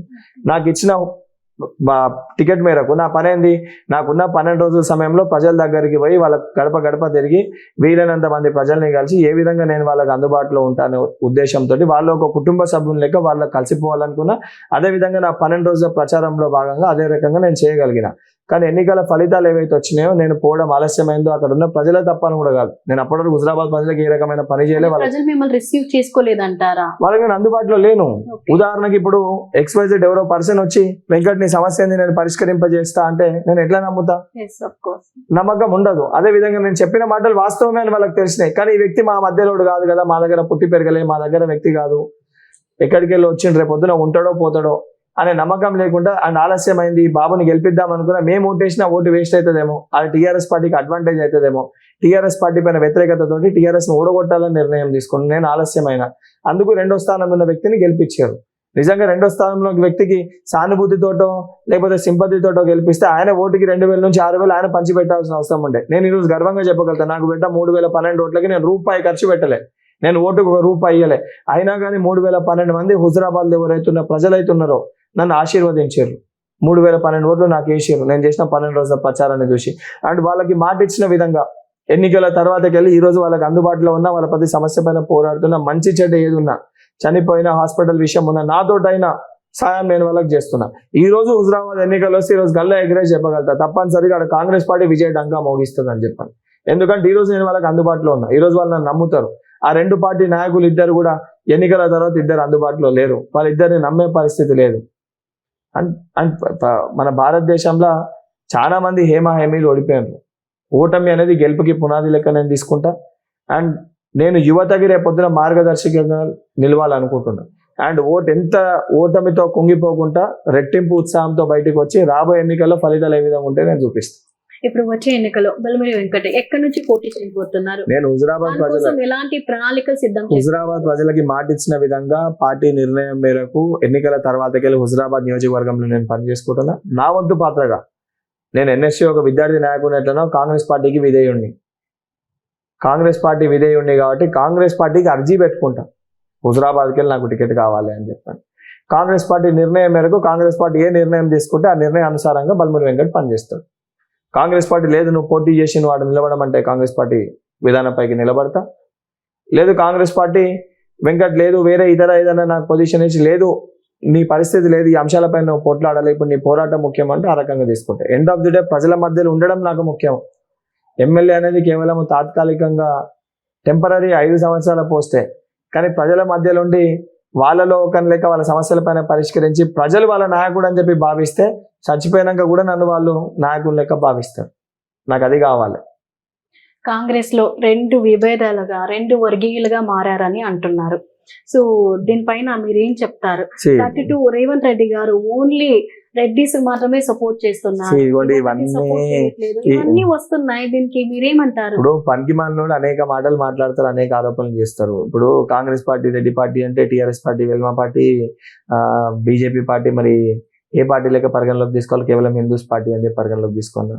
అంటే మతాల పరంగా కులాల పరంగా పార్టీని ఎట్లా విభజిస్తారు? అనేక కులాలు అనేక మతాలు అన్ని కలిసి ఉంటాయి. పార్టీ అంటే ఇదేం కుల సంఘం కాదు, ఇది ఏంటంటే అందరు కలిసి ఉంటుంది. కాంగ్రెస్ అంటేనే అందరు. కాంగ్రెస్ అర్థమైంది, అందరు కలిస్తేనే కాంగ్రెస్, అందరు కలయికనే కాంగ్రెస్. అండ్ రేవంత్ రెడ్డి గారి పైన ఏంటంటే వ్యక్తిగతంగా ఆరోపించేటోళ్ళు 100 ఆరోపిస్తారు. విద్యార్థులను యువకుల్ని ప్రోత్సహించకపోతే ఈరోజు బల్మూరి వెంకట్ ఎడికి వెళ్ళొచ్చాడు. ఈరోజు బల్మూరి వెంకట్ తయారు చేసింది కాంగ్రెస్ పార్టీ కదా. ఈ రోజు అనేది ధైర్యంగా మీ ముందు మాట్లాడగలుగుతున్నట్టు ధైర్యం ఏమైంది? మా నాయకులది కాంగ్రెస్ పార్టీదే కదా, వాళ్ళు అంటున్నారనే కదా. అండ్ వ్యక్తిగతంగా అనేక అంశాలపైన సరే ఇప్పుడు క్యాస్ట్ పరంగా దీని పరంగా ఎందుకు టార్గెట్ చేసి మాట్లాడుతుండ్రు? ఇప్పుడు వ్యక్తిగతంగా అంతర్గత కాంగ్రెస్ పార్టీలో కొట్లాడాలంటే ఏం లేవు కొట్లాడాలి, బీజేపీ పార్టీలో లేవా, టీఆర్ఎస్ పార్టీలో లేవా? అరే సొంత తండ్రి కొడుకు మధ్యలో పంచాయతీ ఉంది. కొడుకు ఎప్పుడు నేను ఆ స్థానాన్ని గుంచుకున్నాము, తండ్రి ఎప్పుడు చచ్చిపోతాడు అని చెప్పి ఎదురు చూస్తున్నా. కొడుకుని మనం చూస్తలేమా టీఆర్ఎస్ పార్టీలో? బీజేపీ పార్టీలో ఇదే మాట్లాడే పార్టీ అధ్యక్షుని ఫోటో లేకుండా సొంత పార్లమెంట్లో కేంద్ర మంత్రి మాజీ గవర్నర్ గారు వస్తే రాష్ట్ర అధ్యక్షుని సొంత పార్లమెంట్లో ఆయన ఫోటో లేకుండా ఫ్లెక్స్లు అవతరిస్తాయి. దాంట్లో ఏమో విభేదాలు. ఈటల రాజేందర్ గారి ప్రచారంలో బండి సంజయ్ రాడు, రఘునందన్ రావు గారికి బండి సంజయ్ గారికి సహయోగం ఉండదు. ఎక్కడన్నా గ్రూపులు ఉంటే ఒక కుటుంబంలోనే మనం ఒక చిన్న వస్తువు కొనుక్కోవాలంటే 4 అభిప్రాయాలు ఉంటాయి. ఏకదాటిపైకి రావాలంటే సమయం పడుతుంది. అదేవిధంగా కాంగ్రెస్ పార్టీలో కూడా ప్రజాస్వామ్యాన్ని ప్రోత్సహించే పార్టీ కాంగ్రెస్ పార్టీ, ఎవరి వ్యక్తిత్వ అభిప్రాయాన్ని కూడా సేకరించే పార్టీ కాంగ్రెస్ పార్టీ. హిట్లర్ లెక్క డిక్టేటర్షిప్ లెక్క వ్యక్తిత్వాన్ని అంచివేసి ఒక వ్యక్తి కిందనే పనిచేయని చెప్పి టీఆర్ఎస్ పార్టీ లెక్కనో బీజేపీ పార్టీ లెక్కనో డిక్టేటర్షిప్ చేసే కాంగ్రెస్ పార్టీ కాదు. అండ్ ఈ ప్రజాస్వామ్యంలో ఒకరిపైన ఒకరికి ఇలా గ్రూపులు ఉంటేనే ప్రజల సమస్యలు మెరుగుగా పరిష్కరించే అవకాశం ఉంటుంది. ఉదాహరణకి ఇప్పుడు ముఖ్యమంత్రి గారు ఒక స్కీమ్ తీసుకుండ్రు, ఆ స్కీమ్ని వ్యతిరేకించే దమ్ము ధైర్యం టీఆర్ఎస్ పార్టీలో ఏ మంత్రి కన్నా ఉందా? అందులో ఏదైనా తప్పులు ఉంటే దాన్ని ప్రశ్నించి లేవనైతే చూపించే దమ్ము టీఆర్ఎస్ పార్టీ నాయకులకు ఉందా? నరేంద్ర మోడీ గారు ఏదైనా ప్రకటన తీసుకుంటే కేంద్ర మంత్రిగా ఉన్న మన దగ్గర కిషన్ రెడ్డి ఈ ప్రకటన తప్పు ఇంది లోపాయక ఒప్పంద ఈ తప్పులు ఉన్నాయని చెప్పి చూపించి లేవనైతే ఆ దమ్ము కిషన్ రెడ్డి గారికి ఉందా? లేదు. కానీ కాంగ్రెస్ పార్టీలో ఒక స్కీమ్ తీసుకుంటే ఆ స్కీమ్ తప్పు అంటే మా మంత్రివర్గం నుండి చెప్తారు ఈ స్కీమ్ లో ఈ తప్పు ఉంది, ఈ తప్పుని సవరించాలని చెప్పి అక్కడిదక్కడ సమస్య పరిష్కారం అవుతుంది. సమస్య పరిష్కారం అయినప్పుడు ప్రజలకి మెరుగైన పాలన అందుతుంది. ప్రజలు మెరుగైన పాలన అందించే దిశగా ఆలోచిస్తారా? వాళ్ళు కొట్లాడుకుంటారని ఆలోచిస్తారా? వాళ్ళు కొట్లాడుకోకుండా అందరూ కలిసి ఉండాలనుకుంటే టీఆర్ఎస్ పార్టీ పాలనలోకి ఉంటుంది. కేసీఆర్ గారు జాతీయ రాజకీయాలకు వెళ్ళిపోతున్నారు. సో దీనిపైన అనేక అంటే First దేశంలో ఉన్న ఇల్లు ప్రతి ఇల్లు state ఇల్లు వాళ్ళని కూడా ఇప్పుడు ఇల్లుని కలుస్తున్నారు. చక్కదిద్దుకో నాయన అంటే సారు ఈడ పరిస్థితులు చక్కలేవు, ఇక్కడ పరిస్థితుల పైన నువ్వు పరిష్కరించే దిశగా ఆలోచించు అని అంటే పోయి దేశాన్ని ఉద్ధరిస్తానంటాడు. మన ఇల్లు మనం చక్కదిద్దుకోకపోతే మనమే ఉన్నాము ఇంట్లో. ఫర్ ఎగ్జాంపుల్ తల్లి ఉండేసి కొడుకు చక్కగా ఆవారా తెలుగులో బయట తిరిగితే తల్లి పోయి వేరే వాళ్ళకి చెప్పింది అనుకోండి, మీ కొడుకు బయట తిరుగుతుందంటే ఫస్ట్ ఏమంటారు వాళ్ళు? ఫస్ట్ ఏమంటారు అవతలలో? నీ కొడుకు నువ్వు ఫస్ట్ చక్కగా చూసుకో అని అంటారు. ఇది కూడా అట్లనే ఉంది పరిస్థితి. అన్ని సామెతలు చెప్తాడు కదా ముఖ్యమంత్రి, మన ముఖ్యమంత్రి గారు అనేక సామెతలు చెప్తారు, ఇది అదని మాట్లాడతాడు. మంచిగా మాయగారు మంచి మంచి మాయ మాటలు చెప్పి ప్రజల్ని మోసం చేసే మన ముఖ్యమంత్రి గారు వారి ప్రాంతంలో నేను ఎన్నుకోబడ్డ నువ్వు ముఖ్యమంత్రిగా వివరిస్తున్న తెలంగాణ రాష్ట్రంలో అనేక సమస్యలు ఉన్నాయి. విద్యార్థులకు ఫీజు రియంబర్స్మెంట్ వస్తలేని, KG to PG ఉచిత విద్య వస్తలేని, నిరుద్యోగులకు ఉద్యోగాలు వస్తలేవని, రైతులకి రుణమాఫీ అవుతలేని, దళితులకి 3 ఎకరాల భూమి వస్తలేదని, మైనారిటీలకు రిజర్వేషన్లు వస్తలేవని, STలకు రిజర్వేషన్లు వస్తలేవని అనేక అంశాలు ఉన్నాయి. ఇట్లా చెప్పుకుంటూ పోతే పెద్ద 100 పేజీల పుస్తకం అవుతుంది. ఈ సమస్యలన్నీ నువ్వు పరిష్కరింపజేసి ఎటువంటి ప్రొటెస్ట్ చేయకుండా, ఎటువంటి ఆరోపణలు లేకుండా, ప్రతిపక్షాలు కూడా నువ్వు కరెక్ట్గా పరిపాలిస్తున్నామని చెప్పిన రోజు నువ్వు భారతదేశాన్ని ఉద్ధరించడానికి పోతే ప్రజలు కూడా స్వాగతిస్తారు. ఇవన్నీ పక్కన పెట్టి ఇల్లుని చక్కదిద్దకోకుండా దేశాన్ని ఉద్ధరిస్తా అని చెప్పిపోతే ప్రజలు పిచ్చోడు అనుకుంటారు. కేసీఆర్ గారు మొన్నే దళిత గిరిజనుల కోసం ఎస్టీ ఎస్సీల కోసం 10% రిజర్వేషన్ పెంచుతా అన్నారు. మైనార్టీలకి 12% రిజర్వేషన్ ఇస్తా అని చెప్పారు. మా అంశం పైన ఎందుకు దళిత మాట్లాడతలేరు? బంధు అండ్ ఇలాగా గిరిజన భరోసా ఇలాంటివన్నీ చేస్తున్నారు. దానిపైన మీ విమర్శలు ఏంటి? ఇప్పుడు దళిత బంధు అనే ఒక కార్యక్రమాన్ని చేపట్టారు. చాలా సంతోషము చేపట్టాడు. హుజురాబాద్ లో పూర్తి స్థాయిలో దళిత బంధు ఇచ్చినామని చెప్పారు. ఇదే హుజురాబాద్ లో 4,000 మంది అర్హత కలిగిన అర్హులకి దళిత బంధు ఇయ్యలేదని చెప్పని దాదాపు 69 సార్లు కలెక్టర్ చుట్టూ ప్రజావానికి పోతే వాళ్ళు అర్జీ పెట్టుకుంటే పట్టించుకోకపోతే వాళ్ళు మన పురుగుల మందు తీసుకుపోయి కలెక్టర్ దగ్గర ధర్నా చేశారు. అలా చెప్పుకుంటూ పోతే ఇదే మహబూబ్ నగర్ లా విద్యార్థులకి తల్లిదండ్రులు వాళ్ళ పిల్లలకి మెరుగైన భోజనం పెడతలేరు అని చెప్పి రాస్తారు. తల్లిదండ్రులు వచ్చి రోడ్లపైన ధర్నాలు చేశారు. VRL దాదాపు 59 రోజులు ధర్నా చేస్తే ఆ VRL సమస్యలు పట్టించుకోకుండా మొన్న అసెంబ్లీ ముట్టడి చేసి అసెంబ్లీని అడ్డుకుంటామని చెప్పి భయభ్రాంతుల గురయ్యే పరిస్థితులకు పోలీస్ వ్యవస్థ కూడా ఆపలేని స్థితిలో అప్పుడు VRLకి మేము పరిష్కరింపజేస్తామని చెప్పని వాళ్ళ కొడుకు వచ్చి మాట్లాడిండు. ఇది ఏంటంటే సమస్యలు ఏమున్నాయి ఆ సమస్యల దిశగా పనిచేయండి, ఇచ్చిన వాగ్దానాలు మీరు నెరవేర్చండి. ఈ రోజు మీరు మా ఎస్టీ సోదరులకు కూడా 10% రిజర్వేషన్ ఇస్తామని చెప్పని పైకి పంపినామని చెప్తారు. ఫస్ట్ మీ చేతిలో మీరు సమస్యలు పరిష్కరించే దిశగా ఏవైతున్నాయి ఆ కోణంలో మీరు ఇచ్చిన హామీలన్నీ నెరవేర్చి కొత్త హామీని ఇవ్వండి. ఇచ్చిన హామీని మీరు పక్కన పెట్టేసి మళ్ళీ కొత్త హామీని తీసుకొని వస్తే ఏ హామీ ఈరోజు తెలంగాణలో నెరవేర్చారు చెప్పరు? 3 ముఖ్యమైన హామీలు, KG to PG ఉచిత విద్య, ఇంటికి ఒక ఉద్యోగము, రైతులకి రుణమాఫీ. ఈ 3 హామీల్లో తెలంగాణలో ఏ హామీ నెరవేరింది? అర్హత గల వాళ్ళందరికీ డబుల్ బెడ్రూమ్ ఇల్లు ఒకటన్నా అయిందా? ఇంట్లో ఒక సమస్యను పరిష్కరింపు చేసేదా? అసొంటి మరొక కొత్త అబద్ధమే ఆ 100 పేజీల పుస్తకానికి మరొక పేజీని జోడీకరించే ప్రయత్నంలో మొన్న జరిగిన కార్యక్రమం. సరే, ఇప్పుడైతే మీరు ఒక డాక్టర్ అయి ఉండి మీకు ఈ సోషల్ సర్వీస్ కానీ ఈ రాజకీయం కానీ ఎందుకు చేస్తున్నారు అసలు? దీనివల్ల మీకు ప్రతిఫలం ఏంటి? అంటే దెబ్బలు, అరెస్టులు ఇవే కదా. ఇప్పుడు ఇంట్లో ఎవరికైనా సమస్య ఉందని అనుకోండి, ఉదాహరణకి కుటుంబంలో ఎవరికైనా ప్రాబ్లం ఉందనుకోండి, ఆ సమస్య పరిష్కరింపజేస్తే మనకి ఏమొస్తుందని ఆలోచించి పరిష్కరింపజేస్తామా? అది మన కుటుంబం కాబట్టి మనం ఉంటాం. యావత్ తెలంగాణ రాష్ట్రం, భారతదేశం మొత్తం కూడా నా కుటుంబం లెక్కనే భావిస్తుంది. ఓకే, ఎందుకంటే ఎవరో ఒకరు ఇనిషియేటివ్ తీసుకొని రావాలి. ఎంత డాక్టర్ అయినా, ఎంత IAS అయినా, ఎంత ఇంజనీర్స్ చదివినా ఎండ్ ఆఫ్ ది డే వీళ్ళని పరిపాలించేది ఎవరు? వీళ్ళు పోయి పని అంటే చేయాల్సింది ఎవరి మీ కింద? ఒక ప్రొఫెషన్ వేరు ఉంది, వీళ్ళు పని మీరు చేయాల్సింది ఎవరి ఎంచుకున్న కింద? మార్గం వేరు ఉంది వీళ్ళు పని కదా. చేయాల్సింది ఎవరి కింద? ఓకే. ఉదాహరణకి నేను ఒక డాక్టర్ని, వైద్య సేవ నేను ఉచితంగా ఒక ప్రభుత్వ దవాఖానలో నేను ట్రీట్మెంట్ చేయాలనుకుంటున్నాను. నేను ట్రీట్మెంట్ చేయాలంటే నా దగ్గరకు ఒక పేషెంట్ వస్తాడు, మొసాడక ఓ పేషెంట్ నా దగ్గరకు వస్తాడు, ఆయనకి నేను ట్రీట్మెంట్ చేయగలుగుతా, నా కెపాసిటీ కేపబిలిటీ ఉంది. కానీ నాకు హాస్పిటల్లో కావాల్సింది ఏంది? అక్కడ Facilities ఆక్సిజన్ సిలిండర్ కావాలి. ఆ సిలిండర్ ఇవ్వాల్సింది ఎవరు? ప్రభుత్వం. ప్రభుత్వంలో ఉన్నది ఎవరు? మరి ఆ ఉన్న స్థానంలో ఉన్న వ్యక్తి సరిగా నేను పని చేయాలనుకున్నా కానీ నా పనిని కూడా అడ్డుకుంటుండు కదా ఇండైరెక్ట్ గా. సేవ చేయాలని ఒక మానవతా కోణం దృక్పథం నాకుంది, కానీ నేనైతే చేయలేను కదా. నేను నా చేతితోటి హ్యాండ్ పంపింగ్ పెట్టి ఆక్సిజన్ ఎంతసేపు కొట్టగలుగుతా నేను? Yes. ఆ కావాల్సిన సదుపాయాలు వీళ్ళు కల్పిస్తలేరు. అదే విధంగా టీచర్ అనుకోండి, పోయి ప్రభుత్వ పాఠశాలలో పాఠాలు చెప్పాలనుకుంటారు. ఉదాహరణకి మా కాడనే జమ్మికుంటకి వెళ్ళి మొన్న ఈ జియో చేంజ్ దాని వల్ల ప్రాంతాలు మారినాయి. జమ్మికుంటలో ఉన్న ఉపాధ్యాయులు పోయి ఈరోజు పెద్దపల్లి పోయి పాఠాలు చెప్పే పరిస్థితి ఉంది. పోదామంటే రోడ్లు మొత్తం ఉన్నాయి, ఇసుక మాఫియా వల్ల రోడ్లన్నీ అడగులుగా ఉన్నాయి. 10 గంటలకు చేరాల్సిన కాడ 12 గంటలకు చేరుతారు. పాపం వాళ్ళు సరైన సమయానికి పోతారు, రోడ్లు చక్కగా లేక టైంకి పోతలేరు. వాళ్ళకి పాఠాలు చెప్పాలనే ఉంది కానీ చెప్పలేకపోతుండ్రు. ఏం యూజ్? వాళ్ళు చేయాలనుకున్నది సెల్ఫ్ సాటిస్ఫాక్షన్ ఉంటుంది దానిలో. ఈరోజు నాకున్న వృత్తిలో నేను పని చేయాలనుకున్నా, నేను ఏ ఆశయంతో నేను డాక్టర్ని అయినానో ఆ దిశగా నేను పని చేయాలనుకున్నా, ఈరోజు నా ప్రభుత్వాలు నన్ను పని చేయనివ్వవు. ఆ దిశగా నా సొంటోళ్ళు ఇంకొకరు ఆ రకంగా ఆలోచించొద్దంటే ఆ ఉన్న స్థానాల్లో చదువుకున్న వాళ్ళు కూర్చోవాలి. సమస్య పైన అవగాహన ఉన్నోడే సమస్య పరిష్కరింపజేస్తాడు. సమస్య పైన అవగాహన లేకుండా ఇతరుడు వచ్చి వేరే వాళ్ళు వచ్చి సమస్యలు చెప్తే విన్నోనికి సమస్య అనుభవించడానికి చాలా డిఫరెన్స్ ఉంటుంది. సమస్య అనుభవించిన ఒక కసితోట సమస్య సాల్వ్ చేసే ప్రయత్నం చేస్తాడు. సమస్య ఇన్నోడు సమస్య ప్రయత్నం చేయగలుగుతానా లేదా అని ఆలోచించి చేయగలిగితే చేస్తాడు, చేయలేకపోతే చేయడు. కానీ సమస్య అనుభవించినోడైతే చేయలేకపోయినా ఏ విధంగా చేయగలుగుతా అని చెప్పి చేస్తాడు. అందుకే సమస్యలు అనుభవించిన వాళ్ళే ఆ సమస్యలు పరిష్కరించే ఏవైతే హక్కు ఉన్న ఆ ఒక్క కుర్చీలలో కూర్చుంటేనే మన భారతదేశం కానీ తెలంగాణ రాష్ట్రం కానీ సస్యశ్యామలంగా మారుతుంది.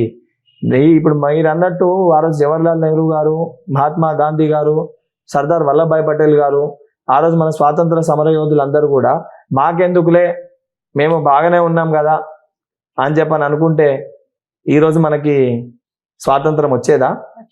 ఈరోజు మనం ఇట్లా కూర్చొని మాట్లాడుకుంటుండేనా? ఇవాళ ఇప్పుడు కూడా మనం బ్రిటిషర్స్ చేతిలో వాళ్ళ చెప్పు చేతల్లో పనిచేస్తుండే. ఎవరో ఒకరు రావాలి ప్రయత్నంలో భాగంగా. ఒకరు వచ్చిండ్రు, ఈరోజు నన్ను చూసి ఇంకో 10 మంది వస్తారు, 100 మంది వస్తారు, 1000 మంది వస్తారు, 1000 లక్ష అవుతారు. ఒక కాజ్ కోసం ఫైట్ చేస్తున్నాం. రేపు పొద్దున ఈ కాజ్ నా వల్ల రిజాల్వ్ అయినా కాకపోయినా, నేనున్నా లేకపోయినా ఈ కాజ్ అయితే క్యారీ ఫార్వర్డ్ అవుతుంది కదా. One not the other day దీని సొల్యూషన్ వస్తుంది కదా. ఆ సొల్యూషన్కి ఇనిషియేటివ్ వేయాలనుకున్నాము. దానికోసమే ఆ సెల్ఫ్ సాటిస్ఫాక్షన్ కోసం పనిచేస్తున్నాం. ఇప్పుడు మీరు ఇంట్లో ఉండగా ఉన్నట్టుండి పోలీసులు వస్తున్నారు, ఇంట్లో ఉండే మిమ్మల్ని మిడ్ అయినా, అది మిడ్ డే అయినా లేదా అర్లీ మార్నింగ్ అయినా మిమ్మల్ని తీసుకుపోతున్నారు. సో మీ ఫ్యామిలీ మెంబర్స్ ఎలా సఫర్ అవుతున్నారో, మీరు వాళ్ళకి ఎలా ధైర్యం ఇస్తున్నారు?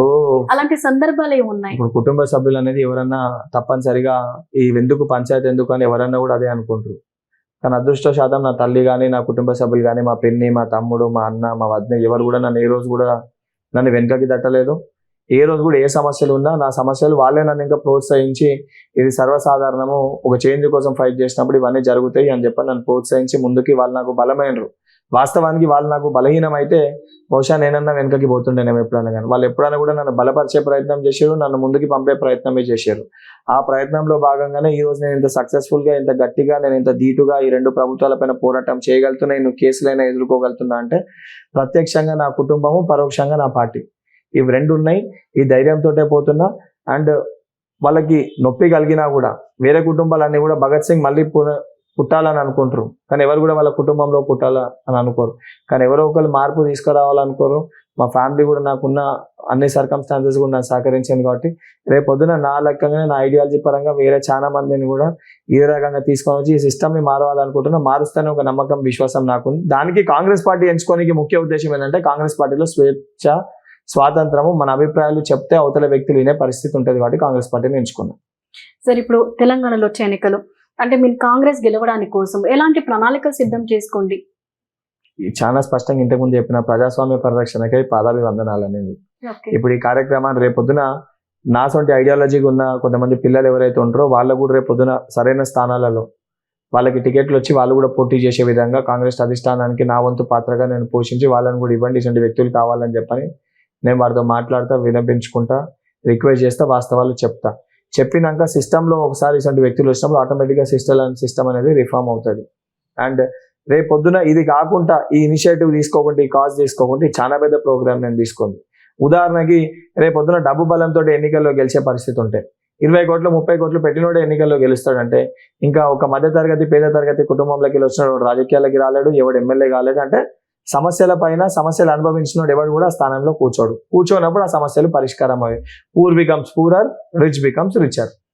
ఈ స్లోగన్ ఇంకెప్పటికి ఉంటుంది, ఇంకో 100 సంవత్సరాల కూడా తర్వాత కూడా ఈ స్లోగనే మనం చెప్పుకుంటాం. ఈ స్లోగన్ మారాలంటే అంబేద్కర్ గారి ఆశయాలు ఏవైతున్నాయో, అంబేద్కర్ గారి సిద్ధాంతాలు ఏవైతున్నాయో, కుల మతాలకు అతీతంగా ప్రతి వ్యక్తిని కూడా వ్యక్తిత్వంతో కొలవాలని అనుకోండు, అందరికి కూడా ఈక్వల్ ఇంపార్టెన్స్ రావాలనుకోండు. వెనుకబడ్డది ముందు పడ్డది అనే కాకుండా ప్రతి వ్యక్తికి కూడా, అంటే ప్రతి ఒక్కరిని కూడా వాళ్ళ కులాల పరంగా కాకుండా అందరినీ కూడా సర్వసాధారణంగా చూడాలి. రాజ్యాంగం రచించిన అంబేద్కర్ గారి ఆశయాలు కూడా ఏ రోజు కూడా అవి కళలు లెక్కలనే ఉంటాయి. ఆ కళ సాకారం కావాలంటే ఈ మార్పు అనేది జరగాలి. అండ్ భారతదేశానికి సంబంధించి వస్తే భారతదేశం అభివృద్ధి చెందుతున్న దేశం అని మనం చెప్పుకుంటున్నాము. రేపు పొద్దున మన పిల్లల తర్వాత వాళ్ళ మనవాళ్ళు మునిమనవాళ్ళు కూడా భారతదేశం అభివృద్ధి చెందుతున్న దేశం అని చెప్పుకుంటారు తప్ప భారతదేశం అభివృద్ధి చెందిన దేశం అని చెప్పి కూడా మనం ఏన్నటికీ కూడా చెప్పుకోలేము. ఇదే విధంగా కొనసాగుకుంటూ పోతే, వ్యవస్థ ఇదే విధంగా జరుపుకుంటూ పోతే రేపు పొద్దున దావుద్ ఇబ్రాహిం సెంటర్డో, చైనా ఓడో, పాకిస్తాన్ ఓడో, ఎవడో పెద్ద టెర్రరిస్ట్ గాడు ఒక 30,000 కోట్లు వాని కాదనుకుంటే, లేకపోతే పార్లమెంట్కి సంబంధించిన ఒక 400-200 మంది ఎంపీలు, ఎవరైతే 200 మంది ఎంపీలు ఉన్నారో ఒక్కొక్కరికి 1000 కోట్ల చొప్పున, లేకపోతే 300 మందికి ఎంపీలకు ఒక్కొక్కరికి 1000 కోట్ల చొప్పున తీసుకుంటావా సస్తవా అని చెప్పి వాడు బెదిరించి ఈ 300 ఎంపీలకి ఒక చోటికి తీసుకొని వచ్చి, ఒక ప్రాంతంలోకి తీసుకొని వచ్చి అసలు రేపు పొద్దున మన భారతదేశానికి ప్రధానమంత్రి అయ్యే ఒక పెను ప్రమాదం పెంచి ఉంది. దీన్ని కాపాడుకోవాలంటే ప్రజాస్వామ్య పరిరక్షణకై పాదాభివందన కార్యక్రమంతో విద్యార్థులను యువతులందరినీ కూడా జోడీకరించి ఈ ప్రజాస్వామ్యాన్ని కాపాడే ప్రయత్నంలో భాగంగా ఎన్ఎస్ఏ ఆర్గనైజేషన్కి వెళ్ళి ఒక ఇనిషియేటివ్ ప్రోగ్రామ్ తెలంగాణకి వెళ్ళి ప్రారంభించడం జరిగింది. ఈ ప్రారంభం ఇది ఒక చిన్న మొక్కనేమో, ఈ మొక్క రేపు పొద్దున పెద్ద వృక్షమై భారతదేశం మొత్తం కూడా విస్తరించి ఈ ప్రజాస్వామ్యాన్ని కాపాడడానికి మా వంతు పాత్ర మేము పోషించాలనుకుంటున్నాం. సరే, ఇప్పుడు వచ్చే ఎన్నికల కోసం చెప్పారు. అండ్ ఇప్పుడు మీ అనలైజ్ ప్రకారం వచ్చే అంటే కాబోయే సీఎం ఎవరు కావచ్చు? కాబోయే అంటే కాంగ్రెస్ లో సరైన స్థానాల్లో సర్పంచ్ సమస్య సర్పంచ్ పరిష్కరించినప్పుడు, కౌన్సిలర్ సమస్య కౌన్సిలర్ పరిష్కరించినప్పుడు, ఎమ్మెల్యే దగ్గర స్థాయి సమస్య ఎమ్మెల్యే పరిష్కరించినప్పుడు సీఎం అయినా ఆ ఇష్యూ గురించి పెద్ద మాట్లాడాల్సిన అవసరం లేదు. ఆ సమయంలో ఎవరినైతే ప్రజలు తీర్పు ఇస్తారో, గెలిచిన ఎమ్మెల్యేలు ఎవరైతే నిర్ణయం చేసుకుంటారో, పార్టీ అధిష్టానం ఎవరైతే మెరుగైన పరిపాలన అందించగలుగుతారని చెప్పి పార్టీ నిర్ణయం తీసుకుంటే, ఇప్పుడు నా వ్యక్తిగత అభిప్రాయం ఒకరు చేయాలని ఉంటుంది, మీ వ్యక్తిగత అభిప్రాయం ఇలా అయితే బాగుంటుంది అని ఉంటుంది. అదే రేపు పొద్దున గెలిచిన పార్టీ నిర్ణయం తీసుకొని సీఎం అభ్యర్థిని అంటే ప్రజా అభిప్రాయం మేరకు, ఒకవేళ రేవంత్ రెడ్డి గారు సీఎం అయితే సంతోషమే. ఓకే, రేపొద్దున రేవంత్ రెడ్డి గారు సీఎం అయితే ప్రజల అభిప్రాయం మేరకు వారు రేపొద్దున పార్టీ అధ్యక్షులు లేకుండా పార్టీని గెలిపిస్తే రేపొద్దున వారు ముఖ్యమంత్రి అయితే వారి కింద కాంగ్రెస్ పార్టీ ఉన్న శాసనసభ్యులు కానివ్వండి, వేరే ఇతర శాసనసభ్యులు కానీ అందరూ పనిచేస్తారు. కానీ మీకు చెప్తున్నా, ఆ రోజు కూడా బల్మూరి వెంకట్ రేపొద్దున నేను శాసనసభ్యునైనా కాకపోయినా ఆ రోజు కూడా బల్మూరి వెంకట్ అంటాడు ఇదే ప్రజల పక్షాన నుండి ఇదే ప్రజల సమస్యలు ఏమైనా ఉంటే పార్టీ దృష్టికి తీసుకొని ఆ సమస్యలు పరిష్కరించే దిశగానే నేను పనిచేస్తాను. అంతే తప్పగానే ఒకరికి వావా జై జై అని కొట్టుకుంటూ చప్పట్లు కొట్టు వీళ్ళ లెక్క నాయకుల మోసేది నీళ్ళు తాగేటట్టు అయితే బల్మూరి వెంకట్ ఉంటాడు. రేవంత్ రెడ్డి గారికి మన ఛానల్ తో ఏం చెప్పాలనుకుంటున్నారు? రేవంత్ రెడ్డి గారు వాస్తవానికి ఈరోజు యువత విద్యార్థులని పొలిటికల్గా ఎంకరేజ్ చేసి ముందుకు తీసుకొచ్చే ప్రయత్నంలో భాగంగానే బల్మూరి వెంకట్ కూడా పోయిన ఎన్నికల్లో టికెట్ ఇవ్వడం జరిగింది. అనేక సందర్భాల్లో లోపల పోయినప్పుడు మన రాహుల్ గాంధీ గారిని కూడా, మా ధైర్యాన్ని ఇవ్వడానికి రాహుల్ గాంధీ గారిని కూడా, మా నాయకుడిని కూడా జైలుకి తీసుకురావడంలో వారు ఒక ముఖ్య పాత్ర పోషించారు. ఇదే విధంగా ఏదున్నా తెలంగాణ యువత విద్యార్థులందరి పక్షాన యాజ్ ఎన్ఎస్ఏ రాష్ట్ర అధ్యక్షుని లెక్క మీ వెంట విద్యార్థులను యువతను అందరినీ కూడా మీరు చేసే ఏదైతే ఈ టీఆర్ఎస్ పార్టీ గడిలని బద్దలు కొట్టే ప్రయత్నంలో బాగా మీరు చేస్తున్న ఈ కార్యక్రమానికి మేము మీ వెంట ఉంటాము. నేనంటే బల్మూరి వెంకట్ ఒకరు కాదు, విద్యార్థులు యువతను అందరినీ వెంట పెట్టుకొని తప్పనిసరిగా రాబోయే ఎన్నికలలో కాంగ్రెస్ పార్టీ మన పార్టీని విజయడంగా మోగించడంలో మా వంతు పాత్ర మేము పోషిస్తామని చెప్పి వారికి హామీ ఇస్తాం.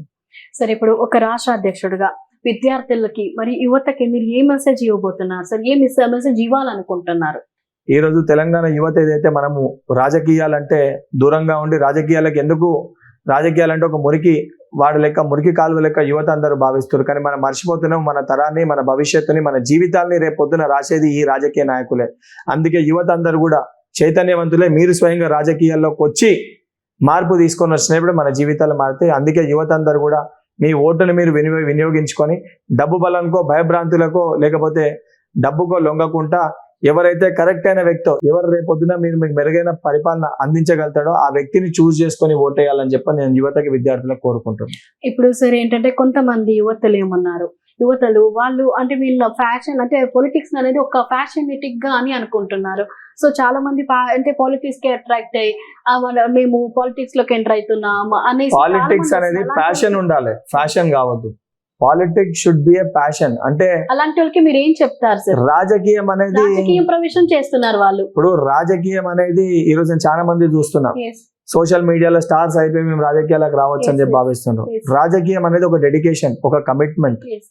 దేశ సరిహద్దుల్లో ఏ విధంగా ఒక జవాన్, ఒక సోల్జర్ దేశ రక్షణ కోసం ప్రాణాలైనా అర్పించాలనుకుంటాడు, అదేవిధంగా రాజకీయ నాయకుడు కూడా రాష్ట్రంలో కానీ దేశంలో కానీ జరుగుతున్న వాస్తవ పరిస్థితుల పైన ప్రజలకి ఎప్పటికప్పుడు మెరుగైన రిఫార్మ్స్ తీసుకొని వచ్చి ప్రజలకు ఏ విధంగా మెరుగైన పరిపాలన అందించగలుగుతాము అంటే ఒక వ్యక్తిని స్వయంగా ఆయన కాళ్ళపైన నిల్చునే విధంగా పరిపాలించే దిశగా ప్రభుత్వాలు పనిచేయాలి, రాజకీయ నాయకులు పనిచేయాలి. కానీ దీన్ని పక్కన పెట్టి ఏదో సోషల్ మీడియాలో ట్రెండ్ కోసమో, లేకపోతే ఫ్యాషన్ కోసమో, క్రేజ్ కోసమో రాజకీయాల్లోకి వస్తే అది మనని మనం మోసం చేసుకున్నట్టు, మన కుటుంబ సభ్యుల్ని మోసం చేసుకున్నట్టు, మన భారతదేశానికి మనం మోసం చేసినట్టు. ఆ దిశ కాకుండా, ఫ్యాషన్ కాకుండా ప్యాషన్ ఉన్నోళ్ళే రాజకీయాలకి రావాలని చెప్పి నేను యువతకి పిలుపునిస్తున్నాను. అంటే సార్ ఇప్పుడు పల్లెటూరులో నుంచి చాలా మంది ఒక 50 నుంచి ఒక 100 మంది దాకా వాళ్ళకి అసలు ఏమీ తెలియని కూడా తెలీదు.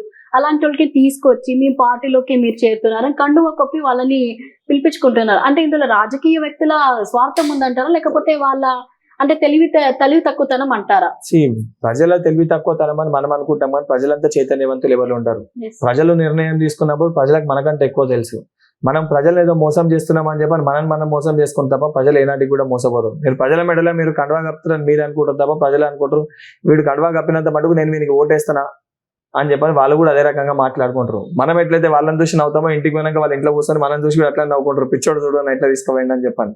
అదే విధంగా కొంతమంది ప్రజలు అయితే ఒకటే వ్యక్తి హుజరాబాద్లో నేను చూసిన హరీష్ రావు గారు ఒకటే వ్యక్తికి 12 సార్లు కండువా కప్పారు. ఇప్పుడు వాడిని పిచ్చడానికి హరీష్ రావు గారిని నేను చూసినావన్నా ఒకటే వ్యక్తికి 12 సార్లు కండువా కప్పారు మంత్రి గారు. ఇప్పుడు ఆ కప్పుకున్న వ్యక్తి పిచ్చోడనుకోనా, లేకపోతే కప్పిన వ్యక్తిని పిచ్చోడనన్నా? ప్రజలు కూడా అదే విధంగా అనుకుంటారు, నాయకులు కూడా. కాకపోతే ప్రజలు కూడా ఏంటంటే ఈ నాయకులకి బుద్ధి చెప్పాలి అంటే ఇది చాలా పెద్ద సబ్జెక్ట్, టైం పడుతుంది రెవల్యూషన్ రావాలంటే. ప్రతి 30 సంవత్సరాలకు ఒక ట్రాన్సిషన్ పీరియడ్ అనేది ఉంటుంది. ఇప్పుడు అది స్టార్ట్ అయింది అంటే పీక్ స్టేజ్కి వెళ్ళిపోయింది. అంటే డబ్బు బలంతో ఏదైనా చేయగలుగుతాం అని చెప్పి పిచ్చిగా విర్ర వీగుతున్నారు చాలా మంది. అంటే ప్రతి చోట కూడా ఎవరిని అడిగినా కూడా ఎంత పెడతారు మీ పార్టీ ఎన్నికల్లా? ఓ 30 పెడతారా? 30 పెట్టకపోతే గెలవరు, ఓ 40 పెట్టకపోతే గెలవరు. కానీ మర్చిపోతున్నాము, ఒక నార్మల్ వ్యక్తికి ఒక 30 కోట్లు 2,000 రూపాయల నోట్ల బస్తా ఇస్తే మనం ఈడికెళ్ళి సిగ్నల్ దాకా మోసుకొని పోలేము. ఒక 30 కోట్లు 100 రూపాయల నోట్లు పెడితే ఒక వ్యక్తి పైన ఎత్తేస్తే వ్యక్తి చచ్చిపోతాడు బరువు మోయలేక. మనం ఎంత ఈజీగా మాట్లాడితే 30 కోట్లు 40 కోట్లు అంటే 30 రూపాయలు 40 రూపాయలు అని మాట్లాడే పరిస్థితికి వచ్చింది. ఆ పైసలన్నీ ఏడికెళ్ళి వస్తున్నాయి, ఏడికెళ్ళి తెచ్చి పెడతారు. ఒక 30,000 తోటి ఒక కుటుంబం బతుకుతుంది, ఒక 30 లక్షలతోటి ఒక వ్యక్తి జీవితం మొత్తం అయిపోతుంది. 30 లక్షలు వస్తే చాలని. మన భారతదేశ సరిహద్దుల్లో జవాన్లు ఎవరైతే రిటైర్ అవుతారో, రిటైర్ అయిన తర్వాత వాళ్ళు ఉండడానికి 30 లక్షలు ఆ పైసా ఆ 30 లక్షలు 50 లక్షలు ఇన్ని రోజులు సేవ చేస్తే ఇచ్చే వ్యక్తులకి ఇటువంటి నాయకులు కేవలం ఒక 10 రోజులు, ఒక నెల, ఒక 100 రోజుల ముఖ్యమంత్రి పదవి కోసమో, కౌన్సిలర్ పదవి కోసమో కోట్లాది రూపాయలు ఖర్చు పెడుతున్నారు. అంటే వీళ్ళకి ఎంత వస్తుంది, ఏడికెళ్ళి వస్తుంది, ఎవరి దగ్గరికి వెళ్ళి వస్తుంది, ఏడకెళ్ళి పెడుతుర్రు అని ప్రజలు ఆలోచించలేదు అనుకోర్రి, మనని మనం మోసం చేసుకున్నట్టే. నేను ఆలోచించిన కాబట్టి నేను మార్పు కోసం ప్రయత్నం చేస్తున్నా. ప్రజలు కూడా రేపు ఆలోచిస్తే నాసంటోళ్ళకి ప్రోత్సహించి అవకాశం ఇస్తారు. అవకాశం ఇచ్చిన నాసంటోడు తప్పు చేస్తే కూడా గల్లా పట్టుకొని కొడతారు. అవకాశం ఇచ్చి అయ్యా వీడు మారిపోయింది అని చెప్పి కాదు, నేను తప్పు చేసి మళ్ళీ గల్లా పట్టుకొని కొట్టాలి. ఆ రకంగా ప్రజలు చైతన్యవంతులు కావాలనేది నేను కోరుకుంటున్నాను. సార్ తెలంగాణ వ్యవస్థలో ఎలాంటి వ్యవస్థ వస్తే బాగుంటది? యువత మరియు అంటే ప్రతి మనిషికి ఎలాంటి వ్యవస్థ? Simple question. తెలంగాణలో కానీ భారతదేశంలో కానీ ఎటువంటి వ్యవస్థ రావాలంటే ప్రజల చేతులు ఎప్పుడు కూడా దేహి అని కాదు, ఏంద్రా అని చెప్పి నాయకులు గల్లా పట్టి అడిగేటటువంటి వ్యవస్థ రావాలి. అడుగుతారంటారా? రావాలి. మీరు ఏమన్నారు, ఏ వ్యవస్థ వస్తే బాగుంటది అని ఉన్నారు. దేహి అని ఉంటే ఎప్పుడు కూడా వ్యవస్థ బాగుపడ్డాడు ఏంద్రా అని గల్లబట్టి అడిగేదాడు వ్యవస్థ వచ్చిందని అంటే ప్రజలు బాగుపడతారు. నాకు తెలిసిన సిద్ధాంతం, నాకు తెలిసింది అయితే ఇదే వ్యవస్థ. అసలు ఈ వ్యవస్థ రావాలని చెప్పి ప్రతి ఒక్కరు కోరుకోవాలి, దానికోసం పనిచేయాలి. ఇంకా ఏమైనా చెప్పేటువంటి ఏమైనా ఉన్నాయా? ఇప్పుడు ఉన్న అంశాలన్నీ మీరు నాకు అడిగారు, వాస్తవ పరిస్థితులు మీకు చెప్పిన, తెలంగాణ యువతకు విద్యార్థులకు కూడా ఇవ్వాల్సిన మెసేజ్ నేను ఇచ్చిన, ఎటువంటి పరిస్థితులు ఉండాలో కూడా చెప్పిన. అండ్ యువతకి మీ ఛానల్ ద్వారా కూడా అయితే మేము తీసుకున్న కార్యక్రమం ఉందో ప్రజాస్వామ్య పరిరక్షణకై పాదాభివందనాలు. పార్టీలకు అతీతంగా అన్ని విద్యార్థి సంఘ నాయకులు కూడా ఇదేంటంటే ఎన్ఎస్యూ ఆర్గనైజేషన్ ద్వారా ఈ కార్యక్రమాన్ని చేపట్టినాము ప్రజాస్వామ్యాన్ని కాపాడడానికి.